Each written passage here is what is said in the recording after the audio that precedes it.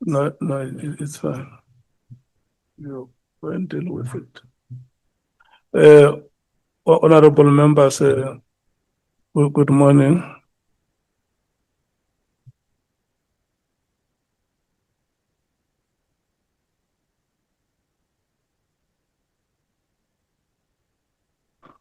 Yeah. Good morning, Honorable Sangoni. Good morning, Honorable Chairperson, Honorable members, colleagues. Thank you. Honorable Ngala. Good morning, Chair. Good morning, Honorable Skwasana. Lotsha Mgcinisihlalo ngilotshisa nesitshaba sikaZimba namalunga webandla lesibethamthetho eliphezulu elizinzela eKapa Mkoni. And I see that your Secretary General has instructed you to represent your party today. It has started, Chair. Thank you. Honorable Breitenbach. Morning, Chair. Honorable Cameron, welcome back. Morning, thank you, Chair. Honorable Matthys. Happy Friday, Chair. Thank you so much. Happy Sabbath. Honorable Sols. Good morning, Chair. Advocate Mkiza.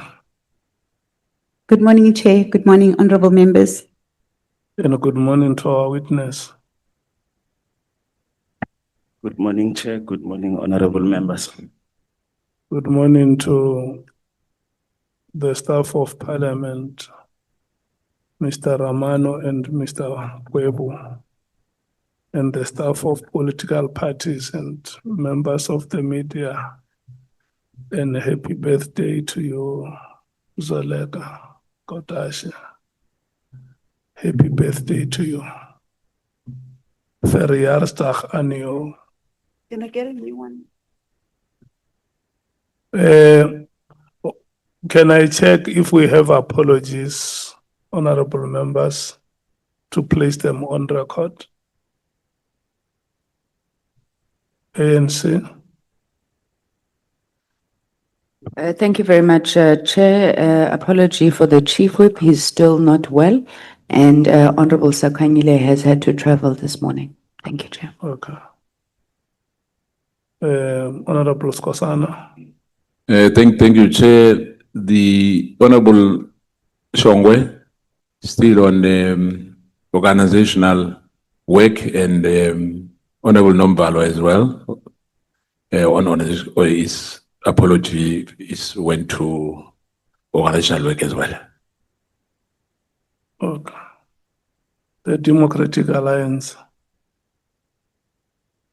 Thank you, Chair. Honorable Carla Barnard and Honorable Klopper are busy with party duties elsewhere, so they won't be here.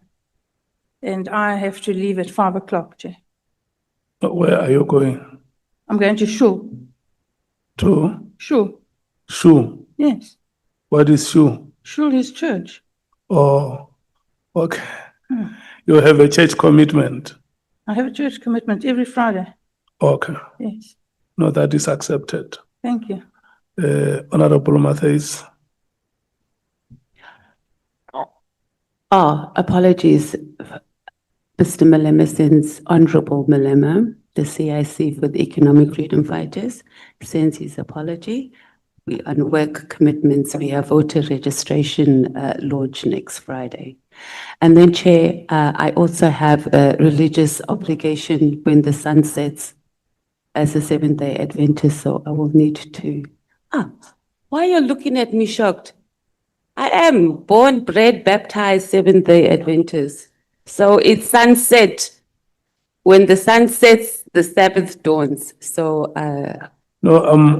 it's a rest day. We must do no work on the day of the Lord. Not my son, not my daughter, not my manservant, maidservant, not even the cattle that is within my gates. I'm not frowning at the apology. I'm listening carefully because you were speaking closer to the microphone, so I could not hear. It's not because there is something unusual about you and Christianity.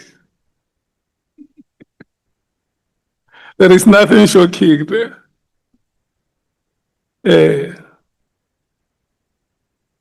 Yeah, I know you to be very theological,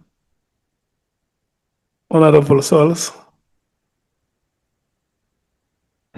Chairperson, I also would have to leave today at about 5.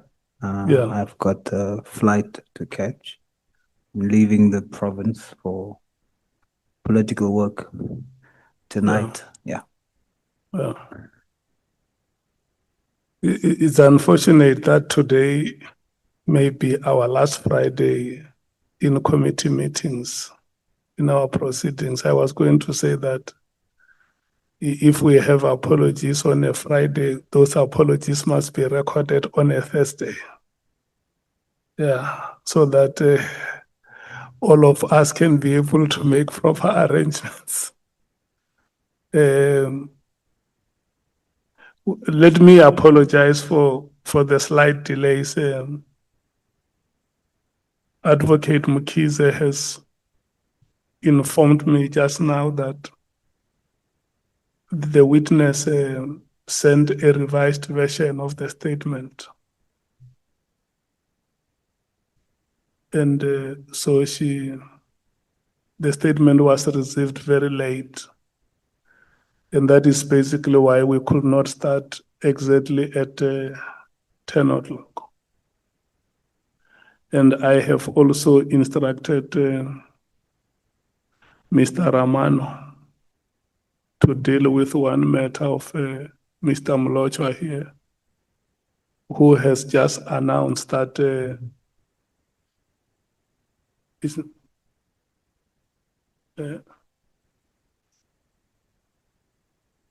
yes.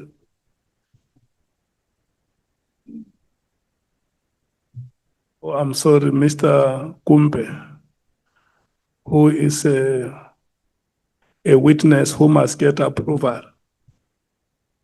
And Mr. Kumbe has not alerted us that he's a state security agent. And he has not sought that approval. And it's very sad that he has seen us dealing with similar matters previously.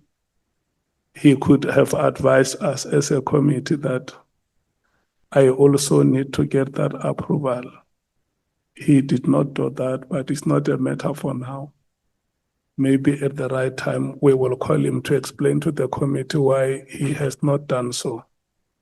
For now, let's not delay the time of Mr. Mlochwa. Allow him to run with the proceedings. Can I hand over to you, Advocate Mkhize, if you want to make opening remarks? Thank you very much, Chair.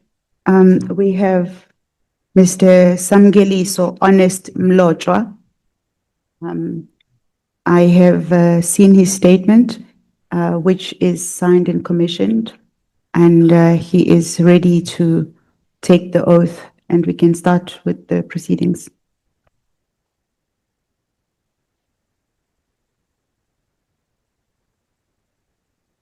Good morning, Mr. Mlochwa, and welcome. Morning, Chair. Thank you. You have submitted your statement Yes, Chair. to our legal team, Yes, Chair. and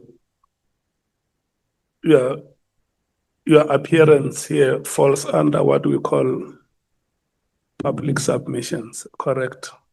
Yes. These are the witnesses who requested to appear before the committee. Yes, Chair. Okay. Yeah, we just need to straighten that so that honorable members understand that the statement we are dealing with here is a statement that you have submitted to us before the 31st of October. It's not a statement that was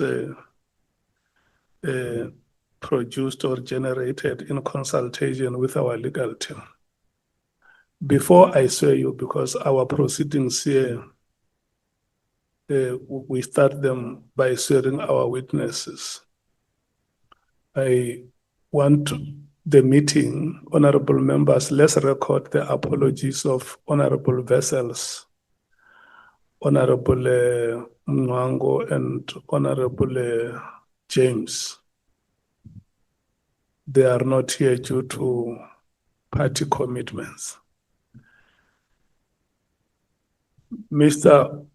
Honest Mlocho, you have been invited here to appear before this ad hoc committee, which is investigating allegations that were made by KwaZulu-Natal Provincial Commissioner General Tantam Kwanas, with the hope that you will assist the committee in its oversight and investigative responsibilities.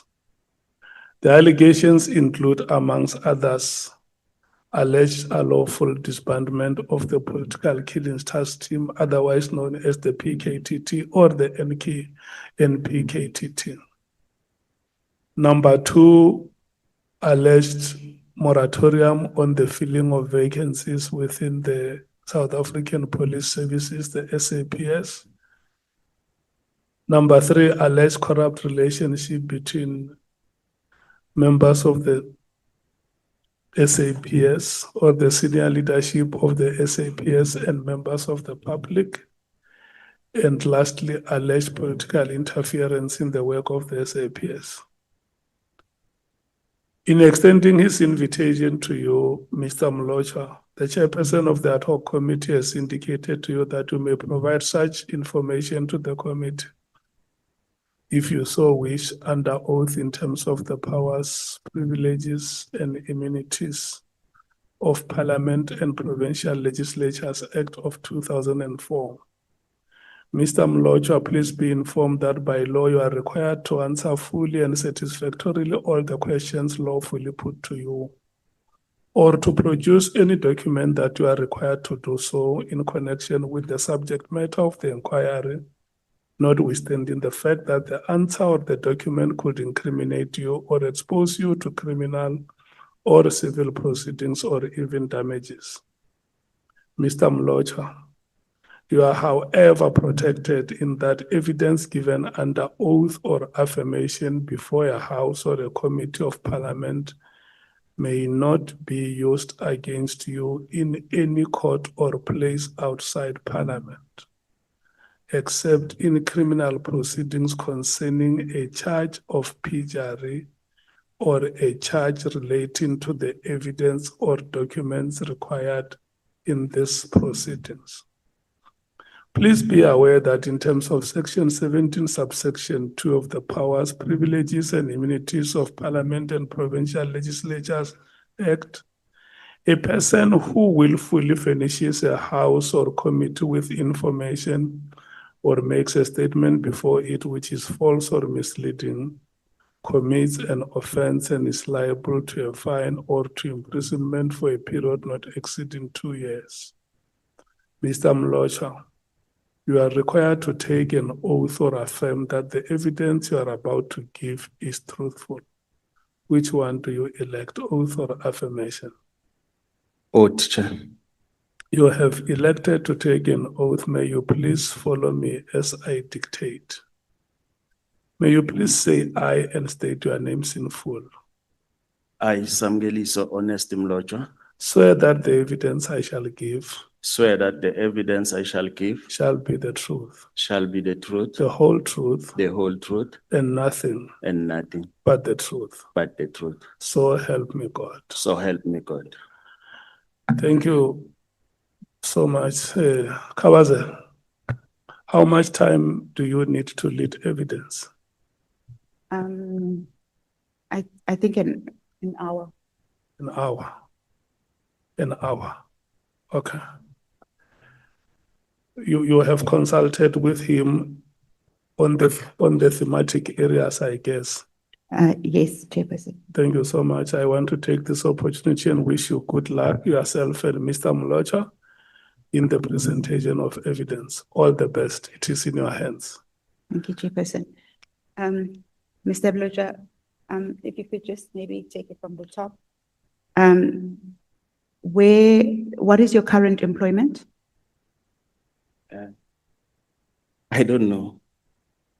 Because it's 12 months not getting a salary. I don't know where I stand. But please, Chair, through you, can I address the preamble to the affidavit before we can go through the sworn statement? Yes, you may. Okay. Honorable Chairperson, members and honorable members and the evidence leaders. I would like to request that I be allowed to address the House before I proceed to start with my sworn statement. It is very important that I provide the context to the sworn statement and what my opinion is central and key to what has transpired in the events that occurred from November 2024 to current. Those events and incidences undermines our constitution, human rights, human dignity, and respect principles of international law as set out in the United Nations Charter on Torture. Honorable members, Chairperson as the executive, those events cannot be allowed to go unpunished, as this undermines the cornerstone of our democracy. The blatant abuse, interference from powerful individuals, coupled with cover-up by the police officers at the highest level, who we task with protecting society. And this country has resulted in a systematic failures that goes to the heart of the rot that is currently plagued the police. The committee and the country will be shocked at the horrific events that unfold here.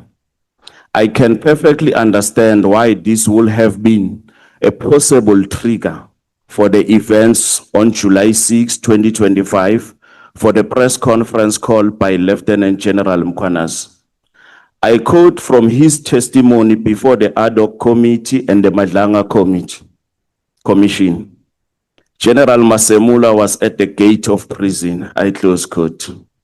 The evidence before you will show that not only was General Masemula before the gates of prison, but so was Lieutenant General Mkhwanazi, due to his direct participation in the torture, rendition, arson, and defeating the ends of justice. I will now place the facts and evidence before you as they speak for themselves. I thank you, Honorable Chairperson. With the House permission, I'll proceed to my sworn statement. We allowed you to make that preface to your statement. You have just concluded your consultations with the evidence leader. She was whispering to me that you did not tell her that you were going to make a preface to your statement. Sorry, Chair, we were running short of time outside. No, you don't say sorry. This is not my meeting. This is a meeting of this honorable members. You must apologize to them and also apologize to the evidence leader, so that when she raises it, it must not appear like a direct attack on you. Okay, I'm sorry, evident leaders, honorable members, and the chairperson. You must apologize. You are sorry, yes, apologize. I apologize. Thank you. The apology is recorded. We can now proceed with the evidence leaders on the thematic areas of your statement. Thank you, Chairperson. Mr. Mloja, well, Sergeant Mloja, Yes. we are at paragraph 1 of your statement. We will get to the part about as to the status of your current employment, but your statement at paragraph 1 states that you are employed by the South African Services, the SAPS, and you have been in their employment for quite some time. When did you join the SAPS? 9 January 2006. On the 9th of January 2006. And was that your first employment? Did you go straight into the SAPS or had you worked somewhere else before? No, it's my first employment. And did you undergo training? Yes, I did at Pretoria West College, SAPS Training College. Okay. And what kind of training did you do there? The basic training for 6 months. Would you then have resumed work immediately after, or was there further training? It was a further training. I then went to Matsuli Police Station to do field training for 6 months. So when did you start employment?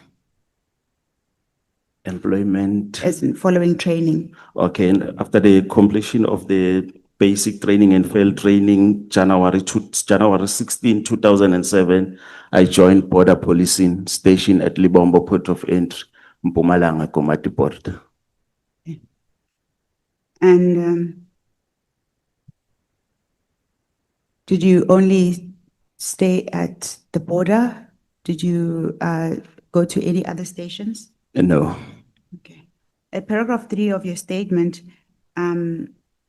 you say that you also ran a funeral parlor from Matsulu. yes, that's correct. And this was from 2011. Yes, that's correct. Did you take any steps to inform your employer about? Yes, it has been Opening a declared. business? It has been declared. It was declared. Yes, And so, but you remained in the employ of the SAPS whilst you were running your business. yes. What is the name of your business? It's SM Funeral Services. It's in Finland. Yes. You then say that at paragraph 2 that you were promoted in 2018. What was the rank following your promotion? I was promoted to the rank of a sergeant. And you continue to be a border police. Yes. Sure. Okay.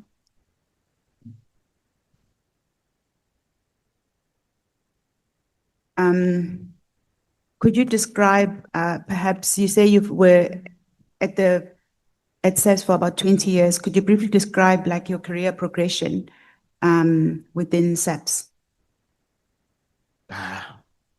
I joined SAPS on the 9th of January 2006, completed the basic training around June 2006, and then went to do field training at Matsulu from July to December 2006. And at 2007, 16 January, I joined the border policing as a student constable.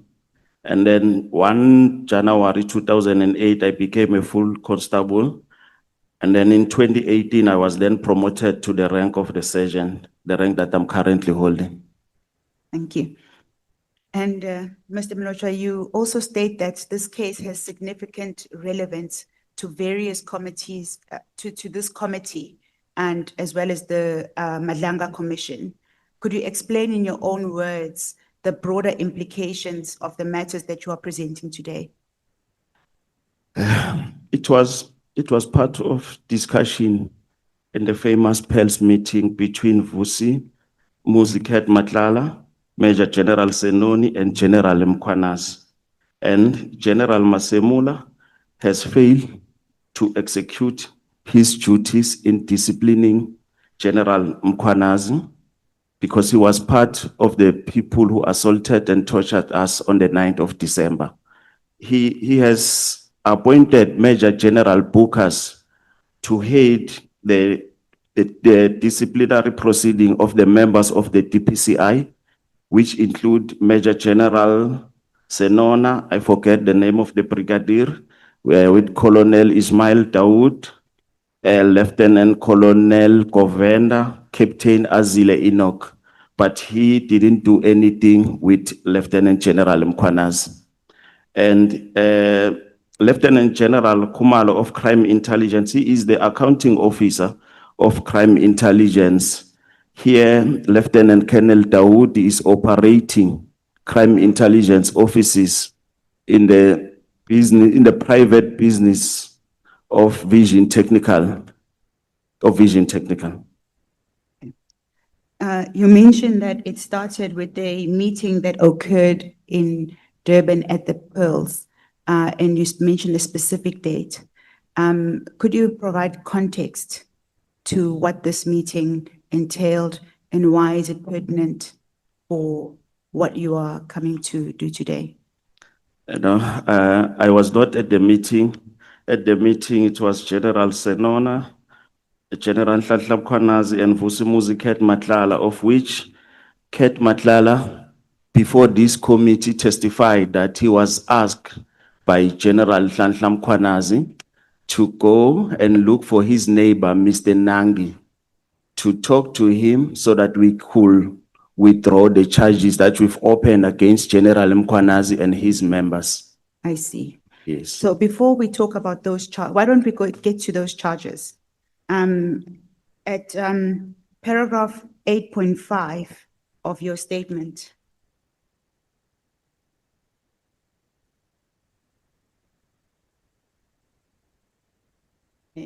Sorry, the reference I gave you relates to your previous statement.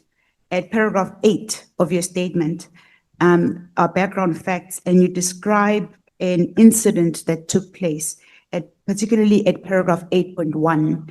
You mentioned that on the 10th of September 2024, a Stanger businessman, Zakaria Desai, was kidnapped outside a mosque after the evening prayers. And the matter was then investigated. For the record, who is Mr. Zakaria Desai and what is your involvement to him? We are at paragraph 8 where you detail. I don't know Mr. Zakaria Desai. What I know is that he is a businessman from Stanger who was kidnapped on the 10th of September 2024 at Guaduguza. My involvement in this matter, I was alleged to be one of the suspects who kidnapped Mr. Zakaria Desai. Where were you on the 8th of, on the 10th of September? On the 10th of 2024. December, I was at Komati Port at work. My shift was started at 6 until 18 hours. So I was in Komati Port. So your shift ended at 1800 hours on that evening. Yes. And after your shift ended on at 1800 hours, where did you go? Went to the barracks. Okay. So you were relaying the story on the 23rd on the 20th of November, 2 months after this alleged kidnapping that you came to know about, where were you? I was in Maputo. What were you doing in Maputo? I was on a business trip repatriating the remains of the immortal remains of a client. The client. Yes. Where exactly? And then what happened whilst you? I received a call from my neighbor that there were people with guns at my house. I therefore phoned Matsulu police station, who went to attend the scene. When they get there, they found police. They found those guys inside their house. And then they introduced themselves as police from KZN who were working on the kidnapping case. And what did the police do? Which one? The ones from Matsulu. They then left. Okay. Did they give you a report back on what they found and why they were satisfied? Why did they leave? Yes, they give me a report. They say that it was a police who were working on the kidnapping case. Okay. Yeah. What was your reaction to that? No, I was so relaxed because I've not got nothing to do with kidnappings. And then on the 23rd at 8.3, of your statement. You say that you were arrested on the 23rd of November in the north of Maputo while you were on this business trip. Why were you arrested? I was arrested by Brigadier Mendes of SAPS, who is based in Mozambique, who is working for the TP.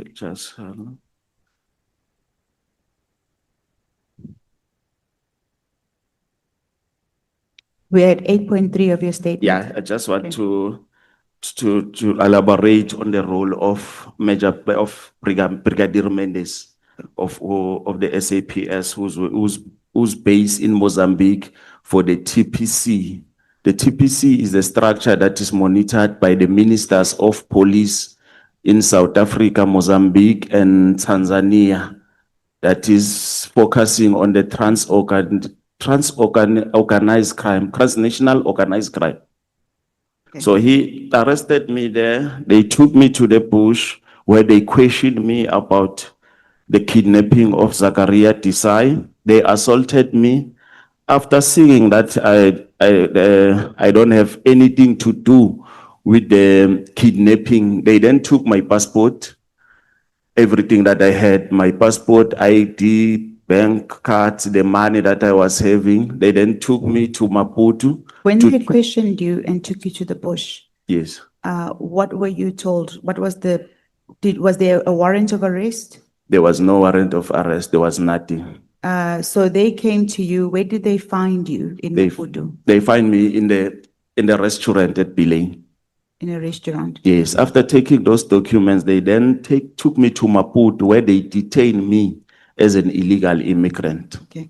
When they found you at the restaurant and you were then arrested, what was the nature of the crime? They said it's kidnapping. Kidnapping of? Zakaria Desai. Is that the individual that you said was kidnapped on the 10th of September? From Yes, because they show me pictures of him. They said it's him. I don't know him. Did you have any knowledge of this Mr. Zakaria Desai? No. You didn't.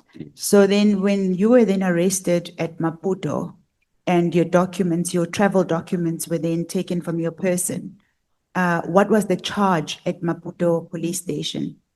They detained me as an illegal immigrant, as if I was in Maputo illegal.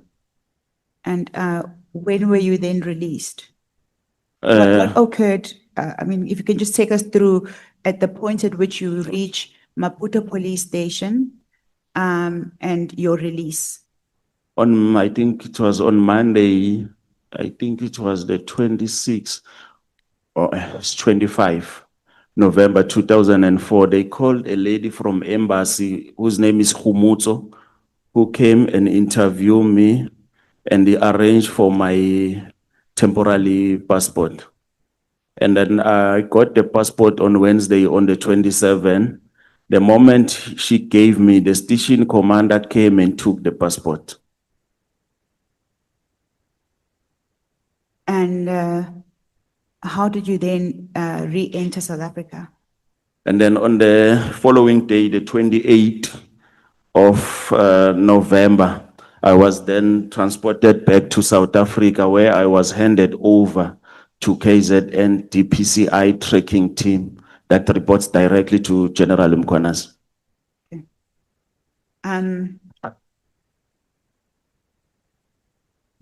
When you were handed over, an incident had already occurred at your home. But before we deal with that incident, you then were taken into these cars, and did they take you back to Matsulu police station or your home? Where were you transported to? No, they took me straight to what it was. We drove overnight. I was handcuffed with no official document read to me. What were you then now arrested for? Why were you taken to KwaDukuza? They said for kidnapping, attempted murder, and extortion. Is this of the same individual that you were originally, initially been arrested for? Yes, they say so. And then, when did you arrive in KwaDukuza? The following morning on the 29th On the 29th of November. of November 2024. You were then charged when you arrived? No, they just detained me. They detained you? Yes, and then later at night, they booked me out, went there to torture and assault me. Was there any other person arrested with you? No, I was arrested alone. The two co-accused were arrested before me. Okay. If you can then take us through the two co-accused. What was the name, their names? Ishmael Nanji, Ramos, and Stephen Bright. Okay. And what were they arrested on the same charges? Yes. What was the date that the two co-accused were arrested? They were arrested on the 19th of November, 2024 at Craft, somewhere around Beaufort View. But they were only recorded on the SAPS subs official document on the 21st of November when they arrived at Steng. Okay. This is at paragraph 8.2 of your original statement. I'm unable to locate it here on your new statement, but I know that it is here. So when you were they were arrested on the 17th of, On the 19th. on the 19th of November. Do you know what then transpired once they were arrested? They were arrested on the 19th? They were taken to the Vision Technical Office in Hongqin, where they were tortured. And then on the following day, they drove with Stefan Price to Matsulu. And then from there, they were taken to KwaDukuza.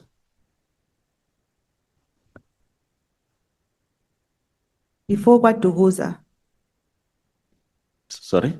So they were arrested in where? In Joburg. In Graft. Johannesburg. Yes, Graft Road, yes. So they were traveling from somewhere. Where were they? They were coming from? kept at Vision Technical's office Okay. for overnight, where they were assaulted there and tortured. Where are those offices? They are in Hongqin, In Houghton? yes, in Gauteng province. Okay, so they were arrested en route from where? Where were they coming from? Stefan was coming from Mpumalanga, Nangi was coming from Komatipot. He said he was coming from Komatipot to fix his children's school visas. What is your relationship with Mr. Stefan and Mr. Nangi? I know Stefan as a brother-in-law to Mr. Nangi and as an employee to Mr. Nangi. I know Mr. Nangi as I can say it's a business associate, because around 2016-17, when I bought my first truck, the 34-tonner, around 2018, I started to source out truck spares from him and tires. And so this would have been around 18, 2018. yes. So in that period, you've become a business associate of Mr. Nangi? Yes, because even now, when he won this farming stuff, because he's also into agriculture, into farming. So he will send a list of the things we will buy at Nelspruit, and then they will come and collect it in Komatipot. And Mr. Stefan, what is Mr. Stefan's surname? Sprite, Brights. yes. So Mr. Stefan Brights, you said how is he related to Mr. Nangi? I know that he's a brother-in-law and is also an employee of Mr. Nang. Okay. So do you know him? Do you know Mr. Stefan? Yes, I know him. So then they were taken to the technical office on the same day, on the 19th. Yes. And do you have any knowledge of what may have happened the following day? They were assaulted, and then on the morning they drove with Mr. Stefan to Mpumalanga, where he spent the past nights there, and then later they were then taken to KwaDukuza. In Mpumalanga, do you have any knowledge of what they were doing in Mpumalanga? Why would they leave Johannesburg to go to Mpumalanga on their way to KwaZulu-Natal, KwaDukuza? They were going to detain them there for the kidnapping case. They were going to charge them No, for the, the question, if you just perhaps. okay, I'm sorry, Mr. Mloja. sorry. Mr. Mloja, the question is, what you've testified is that they were taken from Houghton, the tactical officers of Houghton, they were detained there Yes. overnight. Yes, they And they were detained. assaulted. Yes, And they left Houghton, Johannesburg, on the following day. it's only Mr. Stefan Mr. who left Stefan. early, yes, Yes, he left, to point out where he was the previous night. where was he taken? He was in one of my rooms in Matul, in the In house, Mpumalanga. in So Mpumalanga. Mr. Stefan was then transported to your home. Yes, What was the purposes of the pointing out? to show where he was the previous night. So he had spent the night at your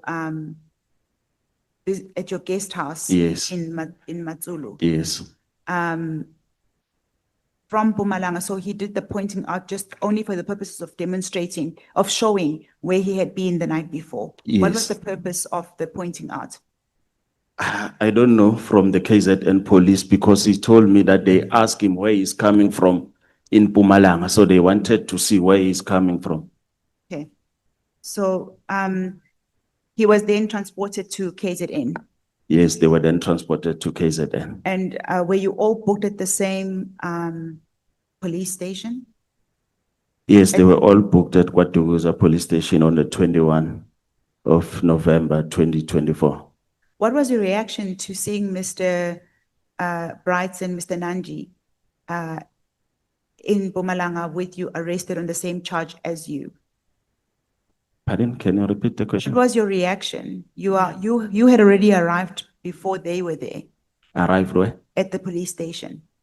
No, I found them You there. found them there. Yes. What was your reaction when you found them? No, The police actually, station. I didn't find them there. They were already at Westville Prison when I get to Kwatuguza Police Station on the 29th. How did you come to know that Mr. Nanji and Mr. Brights were arrested in KwaZulu-Natal on the same charge as you? I was told by the police when they were assaulting me because they were even offering me 500,000 just to say, to make a statement that Nangik has kidnapped Zakaria Desai. So they told me. You state that whilst you were booked in KZN, your house was burnt. Could you relay the circumstances? We are now at paragraph 9 of your statement. Could you relay the circumstances of, or any knowledge that you have of your house being burnt, and what is the significance of it in this hearing?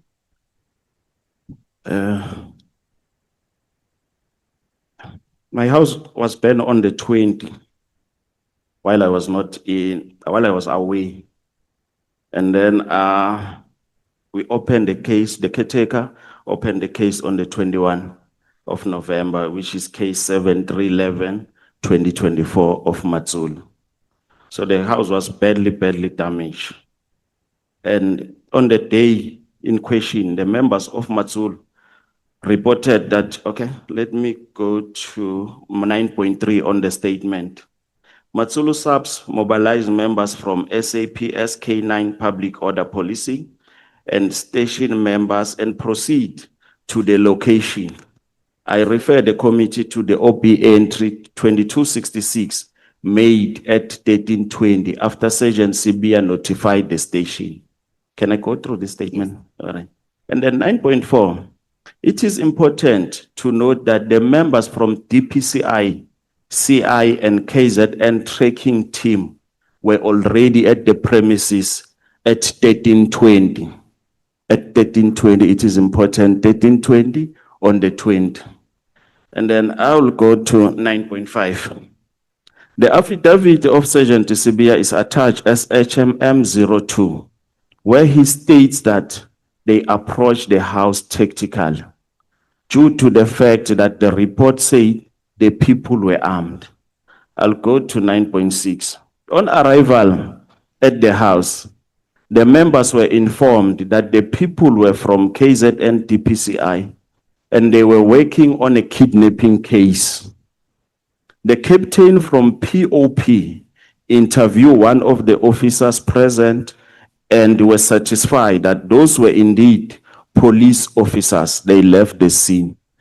Here's the important part. 9.7.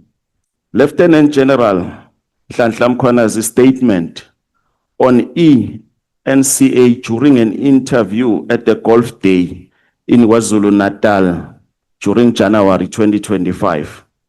He said that the house was burnt down by the house was burnt down. It's a mistake here. It was burnt down by the community. It's false. Here it says by the police. It should be the community. He said the house was burnt down by the community, of which it's not true. And a deliberate attempt to conceal the real events that occur. I would like us to... What do you say are the real events that occurred? Sorry? What would you say are the real events that occurred? I think that would start at paragraph 9.8. Okay. Can we maybe pause and play the video before we proceed to 9.8, the first video? Honorable Sangoni. Thank you, Chair. Sorry, I'm just taking advantage of the pause that the witnesses requested. For clarity, Advocate, I'm very lost. Is the house burned down before Mr. Mlotshwa is arrested? Are these the events leading up to the arrest, or when does it happen? Because he had said they were at the house, then he was arrested. Did they come back? If we could just be clarified, please. Thanks. Okay. Let me clarify that. On that same day, on the 20th, I received a call from Colonel Daul. I do have his number, I can put it on record, where he said I must release the victim. I asked him which victim, because he said he doesn't want me, he wants the victim. I asked him which victim. So they arrested me after they've burned the house. So I believe they were just trying to cover up for what they did. So I'd like us to play the first video on the Golf Day. Before we play the video, perhaps for the sake of the committee, when did you learn that your house was burned down? Yeah, before we proceed, the hand of Honorable Ngola was up. You are covered. Okay. Honorable Skosana. It's fine, Chair. I was thinking perhaps we can play the video when we finish because we have three witnesses. Thank you.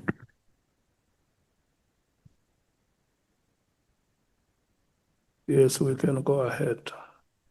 Mr. Mlotshwa, the video will be played at the end of your testimony, but for now, for the sake of continuing, we'll continue, and then at the end, we'll play the video. Perhaps in the meantime, you could send it to Mr. Bonani. Does he have your video? Yes, he have. Okay.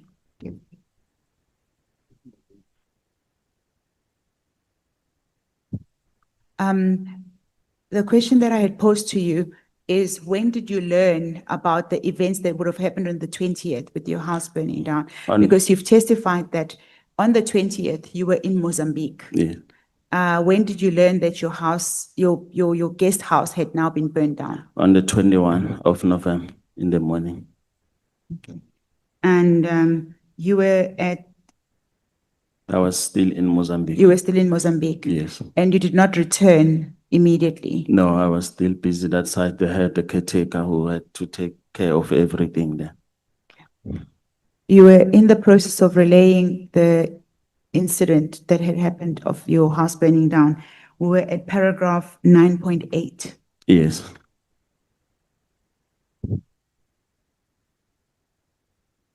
So no, I wanted to play this video first to to elaborate that what General Mkhwanazi said on that interview is liar, is a defamatory statement.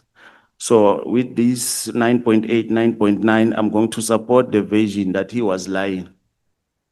So I think it's better if we can just play the first video and then we will move after.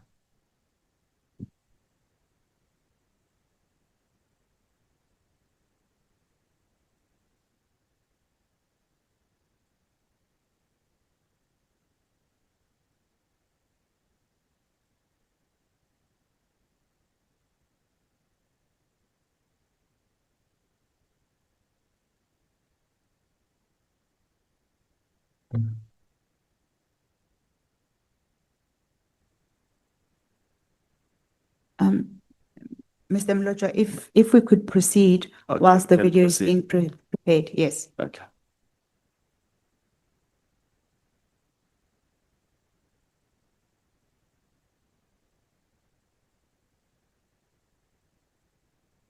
We can proceed. We were at, perhaps then we can leave paragraph 9.8 and you can deal with it after the video has been played. But what we now know is that your home had been burned down and you came to know about it on the 21st of November.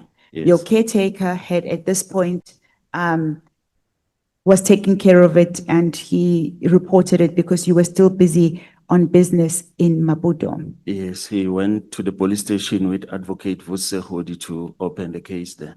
Okay, Because I also had to inform Advocate to Sehodi of what has happened. okay. You then continue in your statement to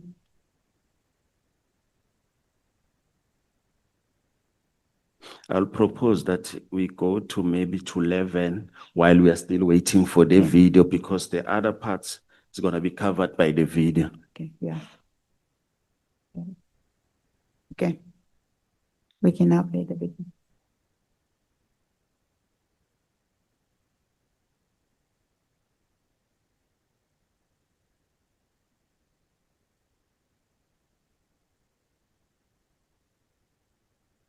Okay. I'll propose that we go to a different section of No your statement, just for the sake of time.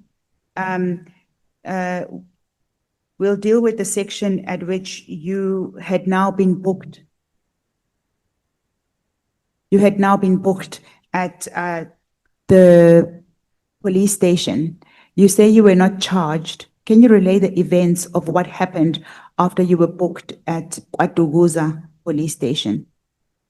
No, I was then detained there, and then they came, those security guys together with the police officers. One white guy said they must put poison on my food. So during lunch, when they served food, I didn't eat. So I sleep there, and then later at night, around 9, 10, they booked me out. They took me to the upper office where I was tortured and forced to make confession with the promise of 500,000, and they will fix my house only if I can give them Nangi, because they don't want me, they want Nangi.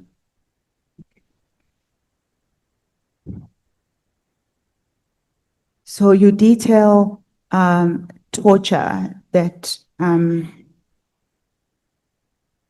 you experienced while you were there. Could you relay what happened, the events that led to that torture? Okay, I think we'll have to go to the 13, to Yes, paragraph 13. yes. Okay.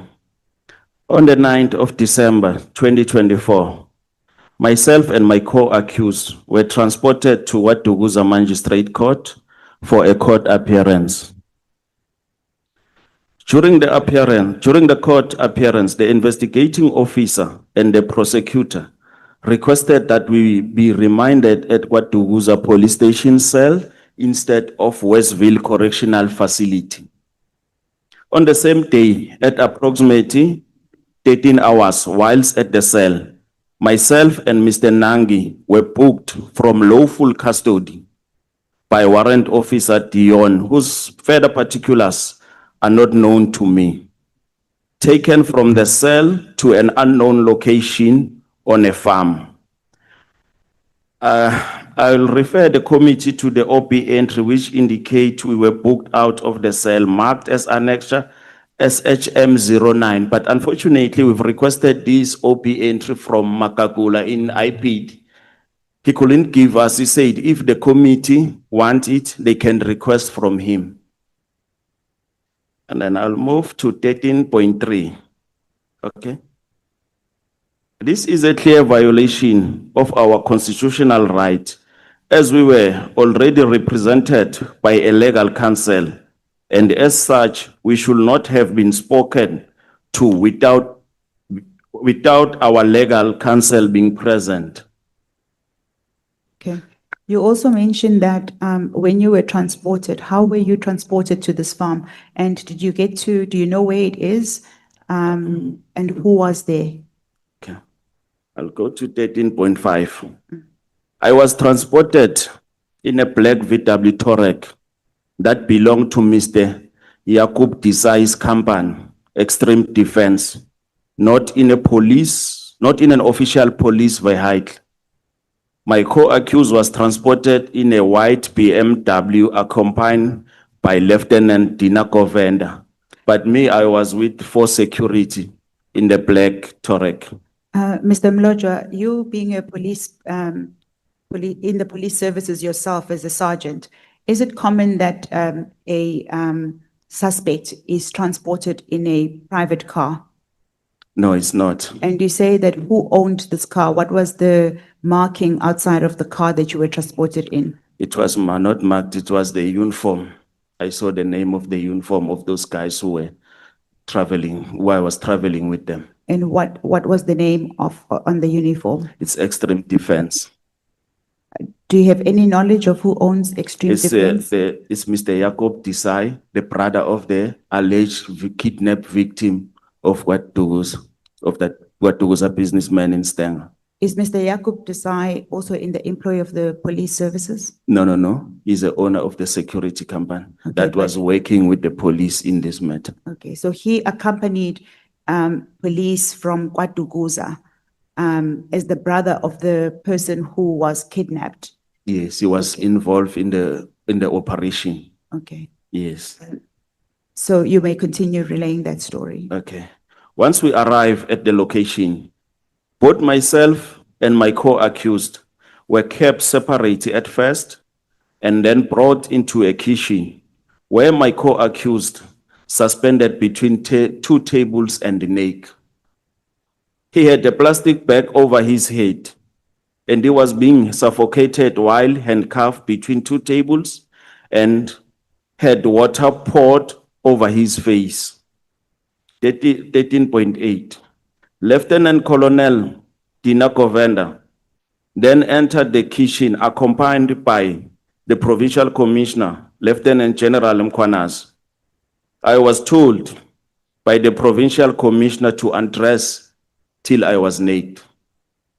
I was instructed to squat before my co-accused private part and ask me to tell who the person that entered the room was by Lieutenant Colonel Govender.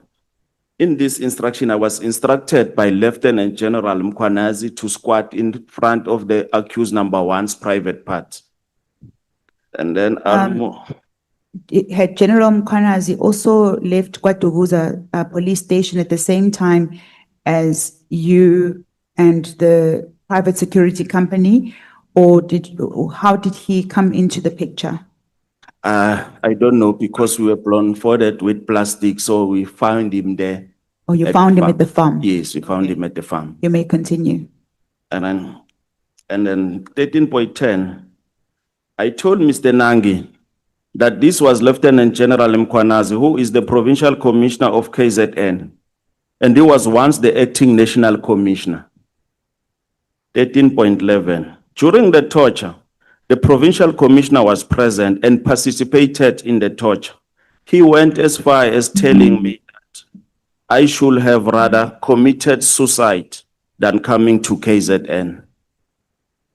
I was also subjected to having a plastic bag filled with water placed over my head and suffocated till I almost pass out. Then the police officer will release the bag and allow me to breathe. The provincial commissioner asked about my legal representative was and which union I belong. I replied that I was a member of SAP, and he remarked that he will make sure they never represent me. Once again, Mr. Jacob Desai of Extreme Defense was present at the location during the entire period. The provincial commissioner was present and there for approximately 30 minutes while we were being tortured. The relentless torture continued hours after he left. A section 205 of the cell phone of General Nhlanhla Mkhwanazi, Jacob Desai, Colonel Dina Kavenda, Captain Azile Enoch, Warrant Dion, and Constable Singh will provide the proximity of the farm, the area, and show the phones present together in the same area at the same time. So those were the events of what happened at that farm. Yes. What then happened to you after? Were you transported back to the police station? Were you with Mr. Nangi and Mr. Brights? What happened to the other two? It was only me and Mr. Nangi in the farm. And then we were transported at midnight. I think we arrived at Stenger around 2 in the morning. You testified earlier that Mr. Nangi was detained at Westville Prison. Yes. So on that evening, he was then booked at KwaDukuza. We were remanded to KwaDukuza up until the 11th on our next court appearance, where we asked our legal representative to make an application that we should be detained at Westville Prison because of the torture the assault, and so that we can also be able to access medical treatment, because there at KwaDukuza they were denying us after every assault. Okay, in the next paragraph, you mentioned that you had already been in custody for 10 days at the time. Had you appeared for bail, No, we didn't. for a bail application? No, we didn't, because when the matter was withdrawn on the 22nd of January, we were supposed to make the formal bail application. Yes, but you were detained at the end of November. And the question is, had you appeared for bail? Because, We've appeared, but they were postponing it. so how many times did you appear for bail, It's- for bail application? I think 5 before times. they withdraw. And it. what were the reasons each time that when you appear, why were you not released? The community will march outside, will beat our legal representative, so the matter couldn't proceed. And then on the 17th of December, they left Mr. Nangi at prison, even though we tell them that we are short of one person who is at G7, I was at G6. They say, no, let's go. And when we get into the court, they inform the magistrate that they couldn't locate the other accused in prison. So they were doing it deliberately just to delay us in applying for the bail. Okay. So at the next paragraph, as a police officer who is a sergeant yourself, had you not reached out perhaps to some of your colleagues because of the circumstances that you found yourself in? What steps did you take to try and get assistance in these circumstances? I've opened cases. We've opened case at in Joburg. Let me just get the case number here. Okay, so you did open a case. Yes, we did. But you open a weren't case. able to get assistance while you were incarcerated. That is the question No, I'm asking. no, they Were you were not not. able to get any assistance from, in terms of your workplace, because you were at the time still working in Matsulu, No, in Komati Port Lebong. in Komati Port Lebombo. What did the the unit head say? Had he reached out to you? Had you had any contact with anybody from your workplace who could assist you with this arrest of what you say you did not know of? No, the unit commander went as far as signing the Section 43 suspension of a police officer while he's in custody. If you go through that section, it's only the rank of the brigadier and above who can sign that thing, not a not a colonel, not even a unit commander. He was supposed to report the matter to the provincial commander of border policing. The provincial border the provincial border commander will have to report it to national. But in my case, the unit commander was dealing with the KZN investigating team, because even this letter was delivered by Warrant Officer Dion, who is the investigating officer. Okay. You then deal with irregularities regarding the torture of you and your co-accused. Can you briefly take us through those? Okay. Subsequently to my co-accused arrest, they were taken to a black site in Hongton, Yes. I think that you can just summarize them because you've dealt with you've given us the evidence on them having been taken to Houghton and them having, you can just list the irregularities that you talk Okay. about. What was irregular about what was irregular the here arrest and the torture? is first is the arrest, because when you arrest, you brought a suspect to the nearest police station, not to private property. You brought him to the nearest police station. In these instances, Mr. Nangi's car, the one that he was arrested driving, the Mercedes-Benz, it was last seen at the office of the Vision Technical in Hongton. But currently, the status of the vehicle is that it was found burned, abandoned at somewhere around KZN on the 16th of December. So when they were arrested driving a car? Yes, they were arrested driving the car. I've put the annexure here. I'll just give you the annexure's number. They were arrested. That car was not booked at the SAP 13. It was taken to the Vision Technical offices where Colonel Dawood is operating the crime intelligence of the country there. And later they alleged that the car was found burned, abandoned somewhere in KZN. I've attached the SAP 13 with the safe inside, with the pen safe, the safe that was stolen from Mr. Nangi's house when they raided it.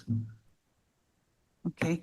What explanation was given? This is at page 59 of your annexures. It's annexure 11. Yes. There you detail it's an entry regarding the car that was in Pietermaritzburg, and it was it stated that it was burnt out of. Yes, they said it was found abandoned and burned. Okay, Yes. so it was abandoned and burnt, but how did it reach Pietermaritzburg? Because they would have been arrested. The car was impounded at the time of the arrest. That is our question currently, because it was supposed to be in the police registers. Okay. So the car was burned, and then they alleged that it was found abandoned. My house was burnt down. They said it was burnt by the community. So I think it's their modus of operandi. Okay, so that's the one irregularity that you detail, that firstly, taking them to a Houghton police station in a private, not taking them to a police station and taking them to a private property. Yes. And the second one has to do with the car And the that third one- was impounded when they got arrested, but it ended up in KwaZulu-Natal in Pietermaritzburg. Yes, the third burnt. one. The third one was the involvement of Mr. Yakub Desai. Yes. Also Before we get to that one, while still dealing with the car, you also detail that there was a safe. On the same annexure, it talks about a safe. Yes. What's the status of the safe? And whose safe was it? How was- did it get to the car? It was Mr. Nangi's safe that they broke it out at his house. So The safe was taken by the police or the safe was in the car? No, was taken by the police. Okay. Yes. And then there's the third irregularity there is that Mr. Desai was still present even at the Hongton or at the Hongton offices of Vision Technical. And there was Captain Raouf from Metro Police. Just let me go through here. From Durban Metro Police, who was also present. So you ask yourself if he have a mandate in working at Gauteng in other metros, because he's based in Metro, in Durban Metro. So it's got nothing to do with Gauteng, but he was also present. So for me, I also think it was also an interference and irregularity. To have a Metro Police being part of an operation Yes. outside of the jurisdiction. Outside of jurisdiction. And then you mentioned also that another irregularity is that the person who was reported to be kidnapped, the brother was directly involved in assisting the police and in your torture. Yes, he was involved. Okay. That's another irregularity that you set out. Yes. Okay. Now what I would like us to do, finally, is to go back to, well, before we go back, when were you then released? Because you were taken back to the police station at KwaDukuza. Were you able to then, when was your next bail appearance and did you appear for bail? Was the application heard? No, it was on the 11th of December. And on the 10th, when the station commander came to visit the cell, I personally requested that I need to be assisted with medical treatment. She said she's coming back, of which she never did. And then on our next court appearances on the 11th, we therefore request that our legal service put a request that we should be transferred to Westville so that we could be able to get medical treatment there. Were The you bail transferred? didn't proceed. Yes, we were transferred. Transferred. Okay, so then the remainder of your incarceration was at Westville Prison. Yes. Okay. And when did you finally appear for bail application? We didn't apply for bail because on the 17th, they left Mr. Nangi at prison and then they came and said he cannot be found, which was not true. And then on the 27th, they said someone was on leave, is only coming on the 22nd. So when we appear on the 22nd, the matter was dismissed because they stated that after carefully consideration, the matter was then withdrawn. And do you know the date for the withdrawal? It's 22 January 2025. It was withdrawn on the 22nd of January. And were you given reasons for this withdrawal? They said after carefully consideration, the matter was withdrawn. So I don't have other. And there was nothing more to that? Yes. Okay. If we can then go back to the details surrounding the burning of your home. Yes. Which is where we were at the point at which the video was going to be played. Okay. If the video is ready.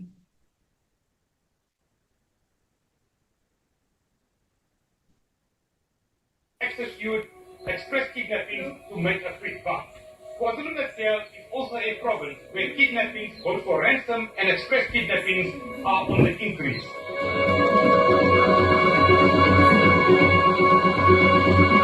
5 months ago, a prominent KwaDukuza businessman, Zachariah Desai, was abducted outside this mosque.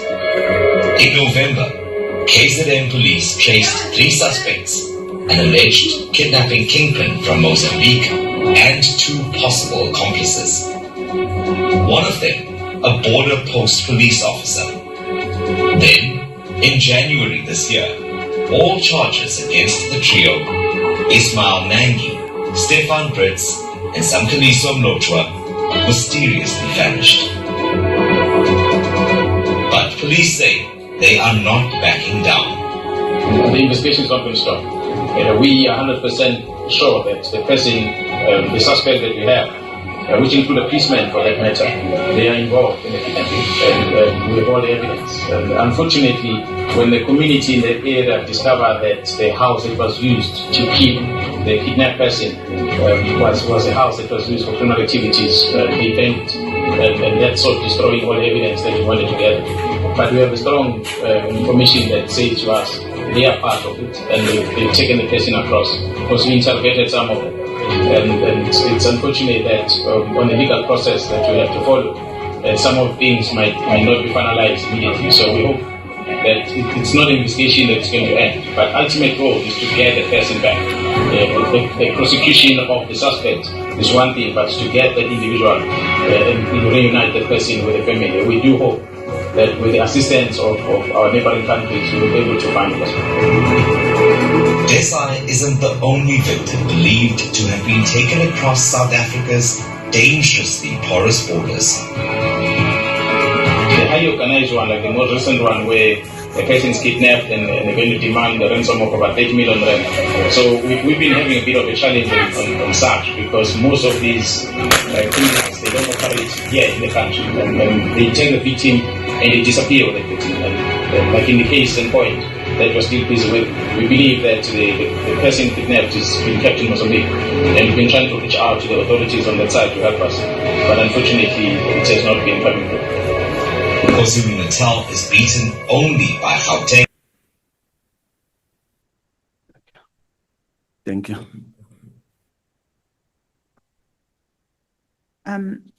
At paragraph 9.6, you talk about this video, 9.7, this video that was played on the golf day. What do you wish to say about this video? I want to say what the provincial commissioner of KZN said in this video is totally untrue. Because he is saying that the house was burned before they could get all the evidence they want. The house was burned by community. The house was used for criminal activities. First, let's go to 9.4. I say that it is important to note that the members from DPCI, CI, KZN tracking team were already at the premises at 1320. So how can he say now that the house was burned before they came, while his police officers, they forcefully gain entry into my house without having a warrant? Even up until today, we don't have a warrant. Could you list again who was present at that operation at your house and what was the date that they were there? The date is 20 November 2024. It's DPCI, Crime Intelligence, KZN tracking team, as well as extreme defense and I think it was extreme defense and vision tactical members. Okay. So you mentioned that your house was burned on the same day. Yes. That they had come to do an operation. Yes. Were you ever given details of what they were looking for and what they found and what was the outcome of that operation? They said they were looking for the kidnapped victim. They were working on the kidnapping case. But what the provincial commissioner is saying, as I'm saying, is that he is lying. It's not true what he said on the video. Because if he said the house was burned before they came, the question will be, who then break into the house? Because his police officers were there during the day. I will take this committee through the affidavit of the people who were there, as well as the affidavit of the businessman, the Indian that is owning the shop that site, who they came and who came and forcefully bought his camera monitors. Can we go through, ma'am? Can I take the committee through the statement? Yes, you may. Okay.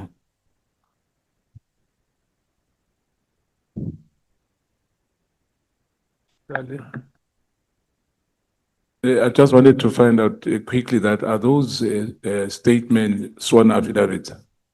Yes. Thank you. Okay. Mr. Mlotshwa, you can't go through the entire statement, but you can go to the section that is relevant. Yes, I'll do that. Before you go ahead. I'll not read the affidavit. No, I just want to remind you about your commitments that You said you were going to take an hour. We have now gone over an hour. It's now 11:30. What are you saying? Thank you, Chair. That is correct. We are at the end of the statement.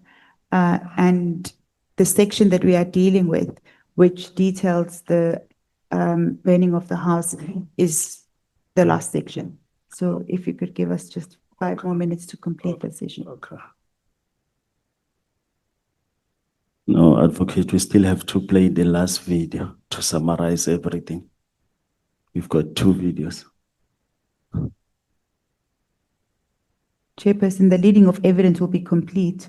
We'll play the video, but the leading of evidence will be done. We'll play it at the end.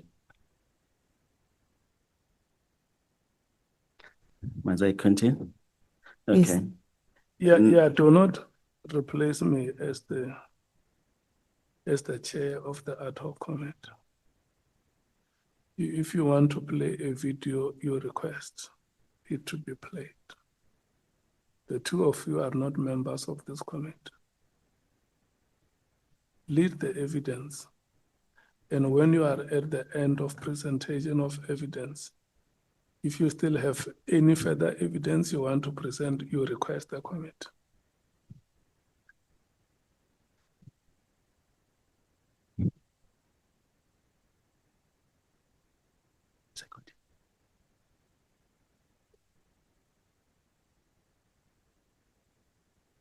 You may continue. Okay. The affidavit by the local councillor, who is the ward councillor of Matsulu B, Ward 27, clearly and unequivocally contradicts Lieutenant General Mkwanazi's version. I refer the committee to Annexure SHM03, that's the affidavit of the council. Where in this affidavit does he say that members of the community set the house on fire? What he does say is that earlier, the police that were searching the house, that there were police that were searching the house, and community members confirmed that. The house was burning still when he arrived at 23:30 on the 20 November 2024. Lieutenant General Nhlanhla Mkhwenazi's version that the house was burned by the community and police were unable to gather evidence is a blatant liar to cover up the action of his police officers. It is important to note that the police from KZN were there at 13:20 when local police officers spoke with them. In order to destroy the evidence of what happened on the day in question, the same members visited a local truck shop owned by an Ethiopian national. The shop's CCTV cameras face my house. The officers approached the individuals, view the footage, then proceed to purchase the DVR with a monitor for 2,000 rands. They took the digital video recorder with them. The DVR was never booked into SAP 13 with the firearm. This begs to question why not? And secondly, why pay for the DVR? If the contention is that the DVR contained evidence which was pertinent to the case, then the correct procedure would have been to request for the local criminal record center to download the DVR and book it to evidence. If that is what is not possible, the DVR should have been seized and booked in the SAP 13 at Matsulu, which is the required procedure. There is no record of anything except the state firearm and ammunition being booked in the SAP 13 by the officers. They were not gathering evidence, they were destroying evidence. I think I've touched on the important. Okay, thank you very much, Mr. Mloja. So you said out that the reason why you don't believe the version that was played on the video is because on the same day that your house was burned, at 13:20 they were there. And additionally, there was video footage which was in the possession of the team that went to your house, but that video footage is nowhere in the evidence that has been submitted in respect of burning your house. And you also add that there is no evidence to show that the community, in fact, is who burned down your house, because the version of events as set out in the video is not what actually transpired. That is what you set out in that paragraph. Is that your evidence? Yes, that's my evidence, because even though, let's say for argument's sake, the house was a crime scene, the police officers still had the duty to protect that house. They had the legal duty, once they are done with the investigation, to go and report the matter to Matsulu Police Station to safeguard the house until I return one or they find the caretaker to go and fix whatever that they've broken there. They didn't do that. They didn't do that. What is the status of the investigation on your house? I don't know. We have to ask IP and the police. Okay, but you did report it? I did report. I have a case 73 of 11/2024. Okay. Once the case was withdrawn against you for the kidnapping, you mentioned that you were put on suspension. Was the suspension uplifted? No, they're still not paying me. Was the suspension uplifted? No, not. So you did not receive a letter to that effect? No. Okay, and you still have not returned to work? Yes, because I had to deal with mental health issues. I had to attend psychiatrist, all those. And it was hard because I had to pay cash because they canceled the medical aid, everything. Okay. Chairperson, the affidavit has been covered. However, the witness says that he has a second video which he would like to play. I request, I'm in your hands, Chairperson, whether we can play that video or not. We have the video one. But you can maybe take it between 3 minutes and 5. Let's play the. I think it's a long video, but you can just play between 3 minutes and 7 minutes. Starting officer of him.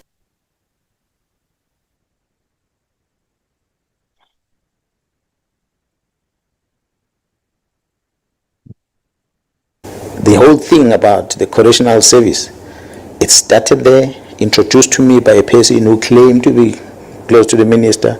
The only person he mentions in the report is General Khan, and I go for the hearing, and the outcome of the hearing favors General, very same General Khan.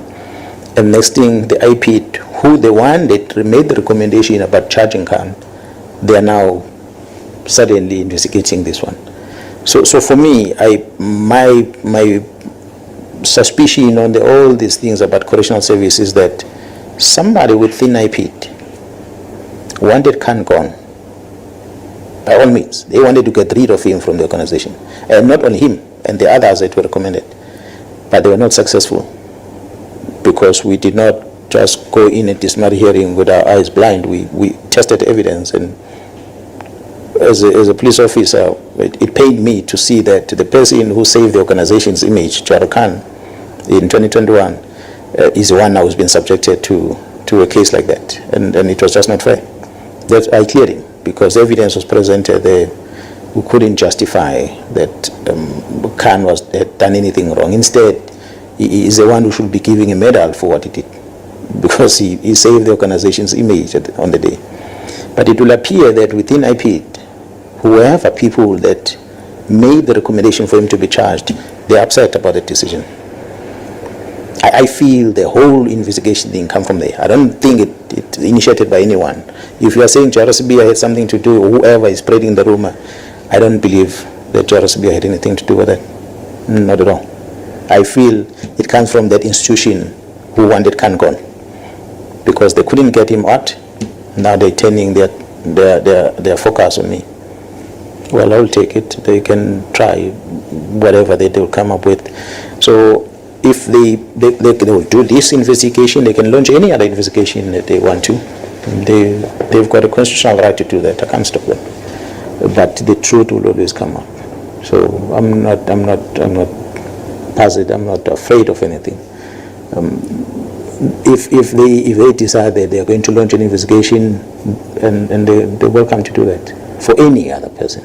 Of late, I heard that there is also my name is mentioned on a kidnapping of that person from Motu who was kidnapped and who was suspected to be arrested, they say, no, I was part of that whole investigation that I'm told it ran all the way. I know the team went following up this, and it was DPCI team, not even under the provincial commissioner.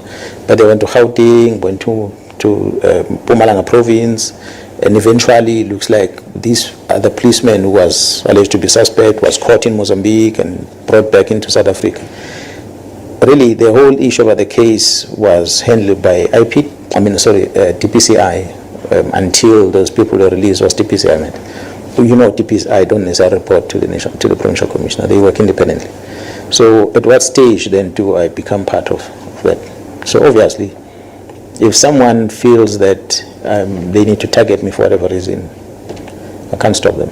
They can do that. But if we're to say all these are happening because of Joris B, I'll say then no, that's not true. It can.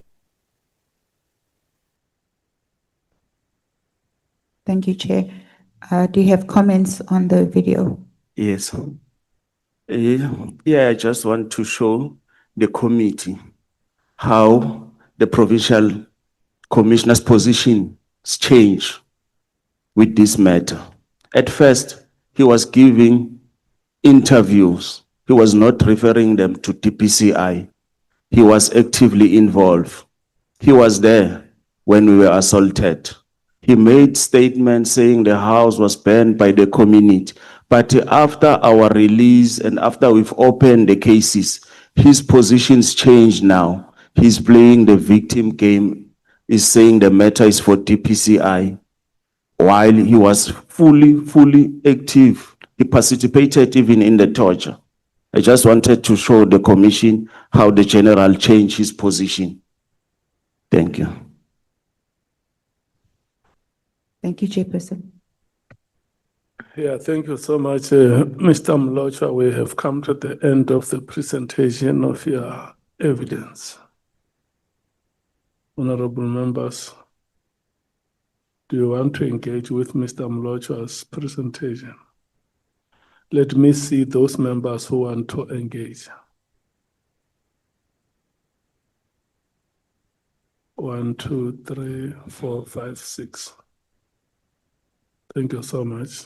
Can I have a suggestion on what time members, on the amount of time members want? Honorable Breitenbach is suggesting 10 minutes. Honorable Sangoni. They support 10 minutes, Chair. Honorable Nwala.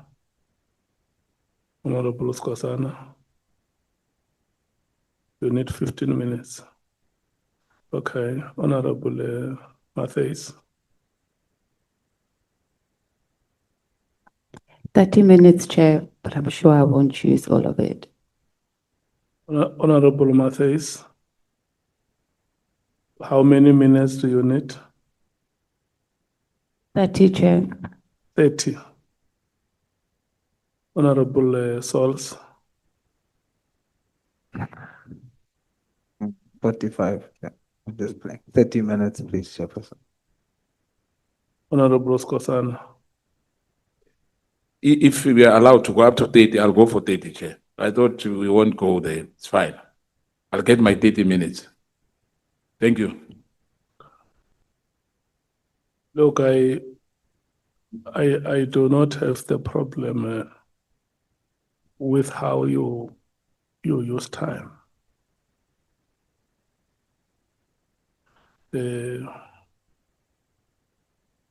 Today is Friday now.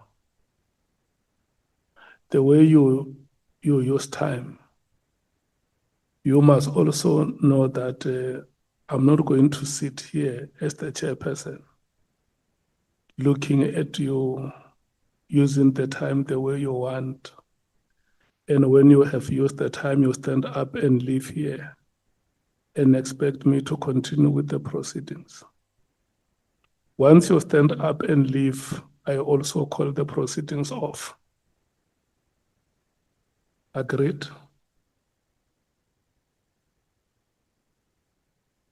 That applies to the people who want 30 minutes, I get it, Chair. What I'm saying is that I'm not going to sit here alone for the whole day from 10 o'clock until the last witness. When you come here and speak, and after speaking, you leave. Let's start. It's now 11:45. So your time starts now. Thank you. Thank you very much, Chairperson. Good morning, Mr. Mlotshwa. Mr. Mlotshwa, I just have very, very few questions for you. Where's Mr. Zakaria Desai now? Do you know what eventually happened to him?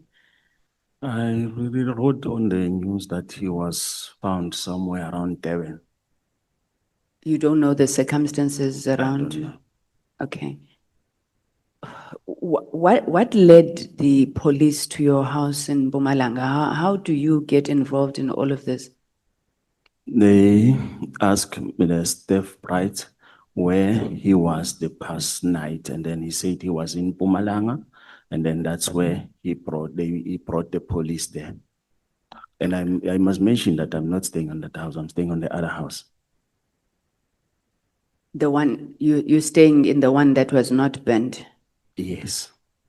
Okay, so Mr. Steph Bright was the actual suspect and your house was then caught up in it because that is where Mr. Steph Bright was?